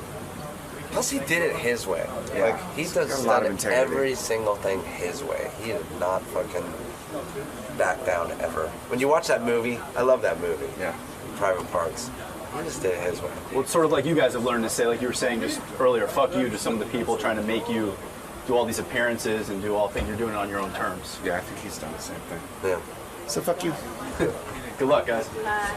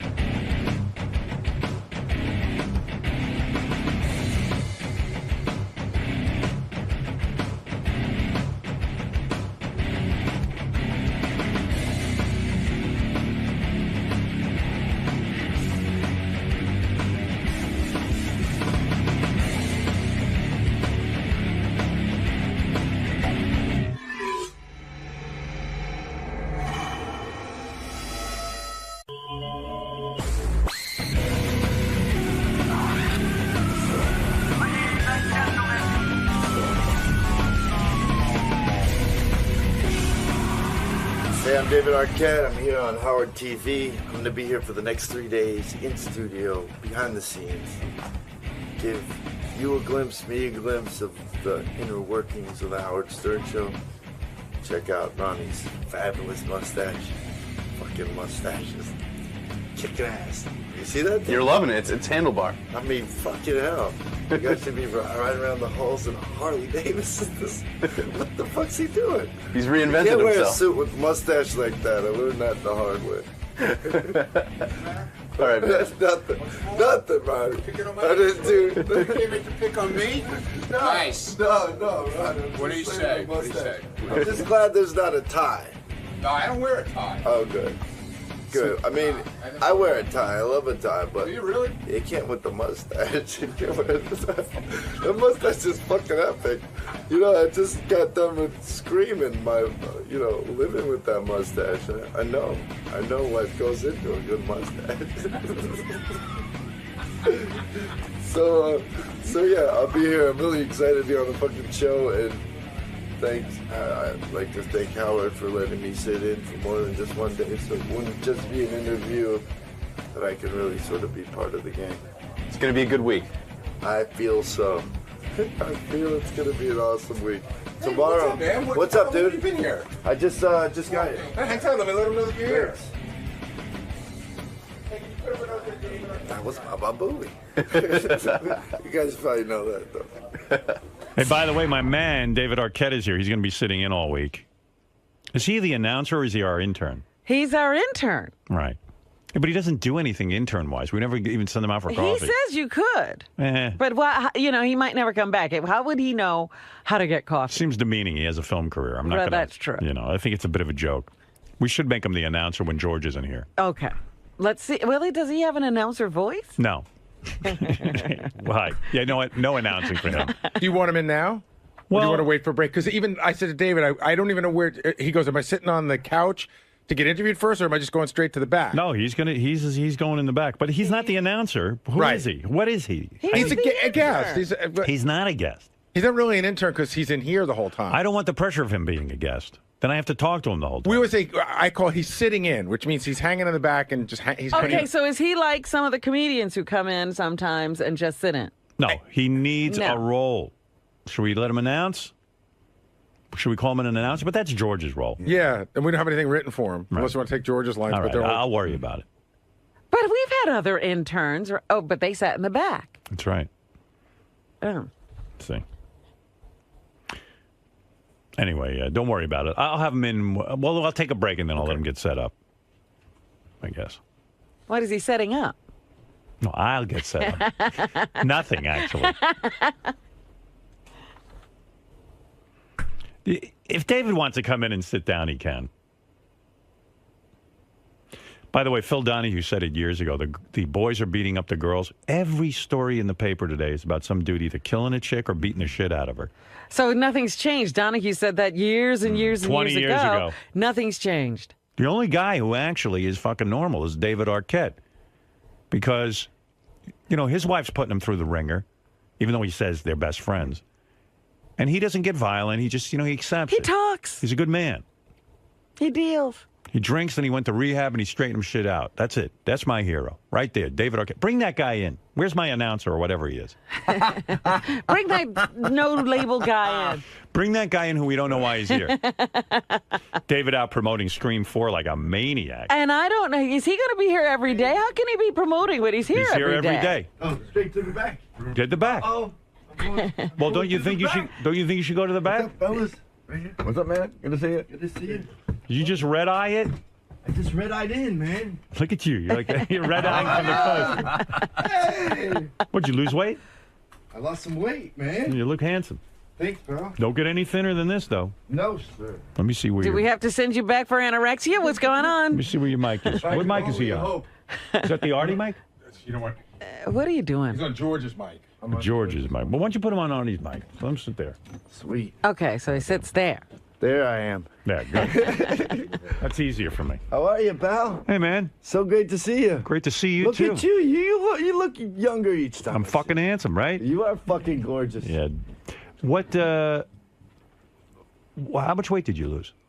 I'm not exactly sure, but I'm just in shape. I don't have like the booze bloat. Do you think the drinking was putting on the pounds? That was it? Yeah, well, you know that and just... Because, you know, I stopped drinking for 3 weeks. Yeah. It's fucking torture. What the hell? This is not the person to talk to. Is it hard? I got it 3 months now, at least. More than that. No, no, it's not hard. I don't really have a desire to drink. You know, I have to do the right stuff so that I don't drink. I don't take it for granted. You know, once you stop, it's not that hard. It's like just getting through the stopping part. Yeah. You know, because I don't drink a lot. I'm not like, you know, I wasn't drinking crazy like you. I just have like 2 or 3 glasses of wine. Yeah. But the moment you say you can't do something, yeah, it's weird. it becomes the most important thing. Yeah. And what it was is I went to the doctor, and I got my annual physical, and they noticed an elevation in the enzymes in my liver. So he said, did you drink before the test? And I said, yeah, I did. So I had to stop for 3 weeks. Just right before you went in? Like that morning? Yeah. Oh, no. No, I mean, I drank the night before. The night before. Okay. Yeah. I had a couple of If glasses it was of wine. right before then you might have to... Might have a problem, huh? I might have to go to rehab. I drink before my Go doctor's on. appointments. Yeah. Hey, what are you chewing gum for, man? Oh, sorry. Yeah, it's a real bummer. Oh, sorry about that. So I'm learning the rules here. So don't you think after 3 months you've proven you can stop drinking? Now you can go back to now it? you can go back. When can you go back to drinking? No. I mean, how long before you can get back to it? No, you know the thing you said about 2 or 3 glasses of wine? Yeah. Yeah, not my thing. No, you can't. know? Right. Yeah. It's all or nothing. Yeah, pretty much. Yeah, I'm a kind of all or nothing kind of guy, so I didn't cool with it. even know you were that heavy into drinking. I really didn't. And then when I watched you on Oprah, yeah, all of a sudden you were like fessing up that you started drinking beer at 4. Right. No, I tasted it for the first time. I tasted it for the first time, and then I started kind of pretty much drinking when I was 11, and you know, and then just continually. Hey, thanks. How do you see? I always wondered how you get the booze at 11. You just sort of topping off your parents' stash. Oh, we had these great friends, the Gleason family, and they throw this epic. They still throw this epic St. Patrick's Day party. Yeah. And so we'd like wait to see one of the, you know, older people put down a Irish coffee, and then we'd sneak over and bang it. And then so we're like all these like 11-year-old kids running around hopped up on caffeine and fucking Irish whiskey. Because drinking was never part of my scene. Like my parents didn't really drink all that much, so I never even thought about it till I was about 40. I started drinking a little bit. So I don't, you know, so that's fortunate for me. I mean, you were really heavy into the thing at 11. We were good, you know. I mean, not at 11. That's when I first kind of started, but. You know, we were graffiti writers in L.A., and we'd run around and get 40s and go on rooftops and parking lots. And I didn't know you were that much of a degenerate. Yeah, I even was that a stuff of complete degenerate. putting booze in a brown bag and walking around the street drinking it is so weird. Were you doing that? It's awesome. Just because you can't put a Chablis or something in a bag. Right. It's alcoholic is an That's alcoholic. a classy Robin way of drinking, okay? So, you know, then I'm watching Oprah, and then your sisters are on, and all of a sudden there was abuse. I was like, oh, man, I didn't know any of this shit. You know, I mean, I didn't realize what was going on. And you were abused too, right? Yeah, you know, my parents had learned a lot by the time I'm the youngest. Your dad abused you? No. I mean, my dad spanked me, but... Yeah, but who was abusing you? My mom, my mom had, she was abused as a kid, and... And she sexually abused you? No, not sexually. What'd she do to you? No, just physically. Like hit you with a stick? Yeah. My mom did that. But, my mom beat me with a stick? My mom beat me with a hanger. Look at me. Once. Come on. What did your Once. mom do? Once. Let's have let's see who had an it worse. abuse off here. Did your mom ever shove a hanger up your ass? No. Mine either. No. But, you know, my older siblings got a little worse than me, so, you know. What did your mom do? Was she like out of control? She was pretty out of control, yeah. She was abused herself, and then, you know, throughout So her, interesting. But listen, throughout her life, she finally became a marriage family counselor, and she really... I love how they put them together after they've ruined the kids. Don't you love, like, everyone who's screwed up ends up being a counselor? Hey, listen, you know, people do the best they can. Right. They do what they sort of know, and She's still alive? She learned... No, I lost both my parents, you know... Simultaneously? Years ago. 3 years apart. Wow. During Scream 2, my mom was dying. It's amazing with your life. Everything can be chronicled by Scream 1, 2, 3, and 4. Mark time by Actually screams. can. Yeah, I mean, I met Courtney on the first one. My mom was dying on the second one. We were getting married by the third one, and she was divorcing you by the fourth one. Perfect. We had a baby too. But yeah, you know what? You're the only one who said that. You're the only one who's got balls to say what. Well, I mean, it's true. Well, that's what happened. Yeah. That is what happened. I feel so bad with this for you because I'll tell you why. Yeah. Here's my take on everything, and I'm going to just say it. A, you love your wife. I know that. I love it with all my fucking heart. know that. Yeah. 2, originally you were painted as the guy who was going out and cheating and all the shenanigans. Yeah. Was bullshit. 3, I believe, and you will never say it, I'm saying this, Courtney got itchy, wanted a new guy, was on the set of Cougar Town. No. This is my feeling. I hear you. I don't care what you think. think. I respect you, but listen, we have a really super fucking honest relationship, and that would have come out. I don't believe it. She wanted her co-stars. No. I mean, now I see her with a new co-star. Yeah, they write that shit up. I Do you knew think she's with that any guy of was those guys? going with her, and I know they're friends, and I know it's all open. You think Courtney's not seeing one of those two fucking guys? I absolutely know 100% I say she she's is. not. I say you're living in denial. No. You swear she's not fucking these guys? I swear. Yeah, she's not fucking. She better not be. She's not, you know. What are you going to do if she really is? You better down, not be. I'm going to say something. It comes down to different shit. You're man. that It comes confident. down to like. Then why are they on vacation with her and your daughter and all that stuff in the paper? Because That's he's got to a be friend making... of ours. He's a friend of all of ours. No, Bullshit listen. friend. Listen, if my wife had a friend like that, that shit's going to stop real quick. You know, If my we're wife- not married, so my wife's a friend I mean, of you- we're married, but we're not together, so she can do whatever she wants. I mean, I'm not, you know. My wife's a friend of yours. If I start seeing pictures of you... If you two start traveling together?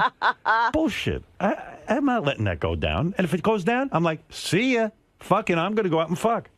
That's it. We already said see ya. That's right. So, you know, she's allowed to do whatever she wants, and he's a great guy. And they're, you know, was I upset that I didn't go on that trip? I was a little like, hell yeah, you know, a little upset, but. You know, I had my own trip, and I had a lot of fun, and we met up in Disney World and had a blast. What do you mean you had your own trip? You mean you went with your daughter somewhere by yourself? No, while they were away, I went down to Chile, to Lollapalooza, and had a no blast. kidding. How's that? Chile, man. Unbelievable. That scares the shit out of me. No, man. Chile. You have to go, man. South America is an incredible place. You went to and Chile, is like, you went to Lollapalooza? You wouldn't believe Chile. It's like a beautiful city. You like went to Santiago's incredible. Yeah, my daughter lived there for a year. Oh, did she love it? You didn't visit her while she was there. Hell no. I said to her, don't expect daddy. No. I'm going to see her in San Francisco. That's where I'll go. And I do that under... Now that's dangerous. You went to Lollapalooza and didn't drink? Yeah, I went to Lollapalooza, didn't drink. No weed, nothing? No, nothing. No, I don't do any mind-altering substances. Look at you. Yeah. So what do you do? You just stand there listening to the music? Yeah, I dance my ass off. I actually do dance quite a bit. Yeah? Yeah, where did I see you dancing? Bowl. I like bowling. I saw you dancing on I'm always dancing. No, you were dancing for that fucking asshole, Jay Leno. I was ready to punch him in the face. Oh, God. Oh, They said, don't make David. No, I punched you in the face.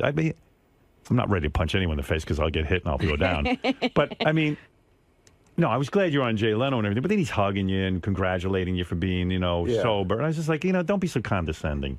I know. You know what I mean? The big hug. I don't... All of a sudden, he's your best buddy. Yeah, what was it like for you going I don't on? judge.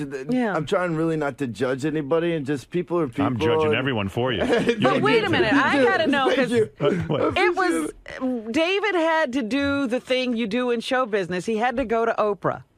Yeah. That was bullshit. Yeah. You had to go. That's the only way you got off the hook. Hey, you had to go to Oprah. Yeah, by the way, listen, if Oprah gives you the sort of pass, then it's all good. Can I tell you something? She's an amazing person, though. I mean, I love her. That was a good move. I was going to tell you because Thanks. you went on there. All those fucking yentas got to see how sweet you are. They got to hear the abuse and all that shit. And then you got off your back and they realized, you know what? You're not a fucking cheating husband. Right. Yeah. Courtney's the one running around. No, with these she's dudes. not, Howard. Stop saying that. You're Those saying are the lies that are in the magazines, just like So they she were hasn't saying about fucked- me. she hasn't had sex? fucked anybody. You believe that? I believe it 100%. I think yeah. she's telling you that so you won't go off the wagon. But listen, I tried to fuck her, and at Disney World, but it didn't happen.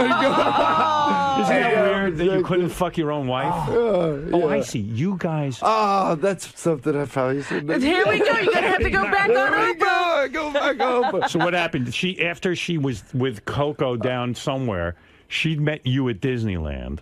Disneyland? Disney World. Disney World. And you started to think, hey, maybe we could get back together. We're getting along. We're having fun. This is the happiest place on earth.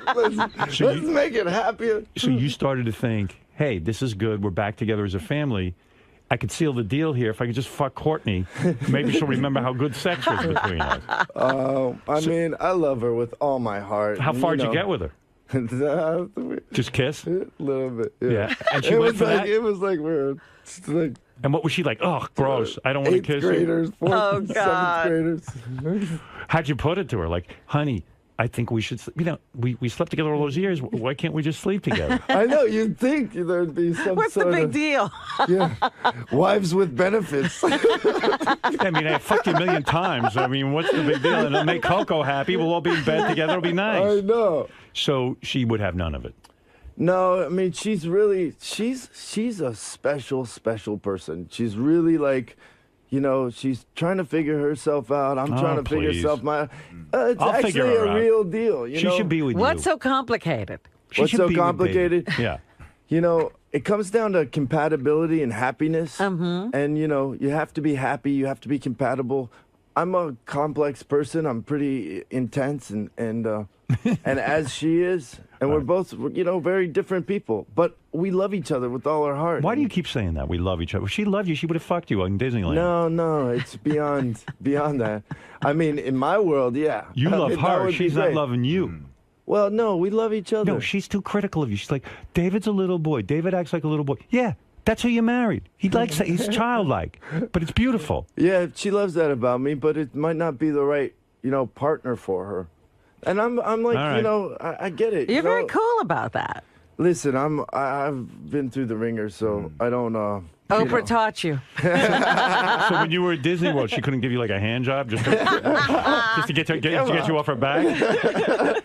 So isn't that weird? Like, here's the woman that you've had sex with, you've had a daughter with, the whole thing. All of a sudden, like, you're kind of like trying to get in her pants. It's kind of exciting. Yeah, it was great. Yeah. It was fun, and I got it, too. I didn't push it too hard. It's funny, though. Dude, why don't you just say to her, you got to be pretty horny if you're not having sex with these other people, so let me just put you out of your misery. I know. I tried that one. How many nights she's got better boundaries than I do, and, All girls do. All girls do. Yeah, I know. There's a big difference there between the guys and the girls. Did you offer her money? Sometimes that works. That would have been classic. Here, honey, anything you want in my wallet, it's yours. Just a blowjob. So it's kind of erotic in a way, like you have to seduce your own wife, Yeah. If you can. I'm still. You can't even get it done. Attracted to her. Yeah, I know you are. She looks. You know what? That kills me too. You know what? I'm looking at these bikini pictures of her in People magazine. Do you see those? Yeah. When she's not on vacation with these co-stars. I mean, I don't get it. But anyway. Yeah. I say she's doing something with these guys. Well, you can't believe that a woman and a man can be together and not. Look, I open up Us magazine, People magazine. She's got 2 co-stars. She's in a fucking bikini. She's gotten herself down into incredible shape all of a sudden. When she's with David, she had a little paunch. Oh, stop that. Yeah. Well, it's true. It's not true. Now she's ripped. I mean, she's shredded up and like ready to date. And running around in a bikini. Well, maybe this has been tough on her, too. and honestly, and maybe I'm overstepping my boundaries here. Is it really good for Coco to be exposed to all these different dudes, like playing with her in the ocean and shit? David's her father. They're going through a divorce. No. I don't like it. You know what? You can bring jealousy and you can bring all that resentment and anger into it, or you can just, sort of look at it a different way. And I'm trying to live my life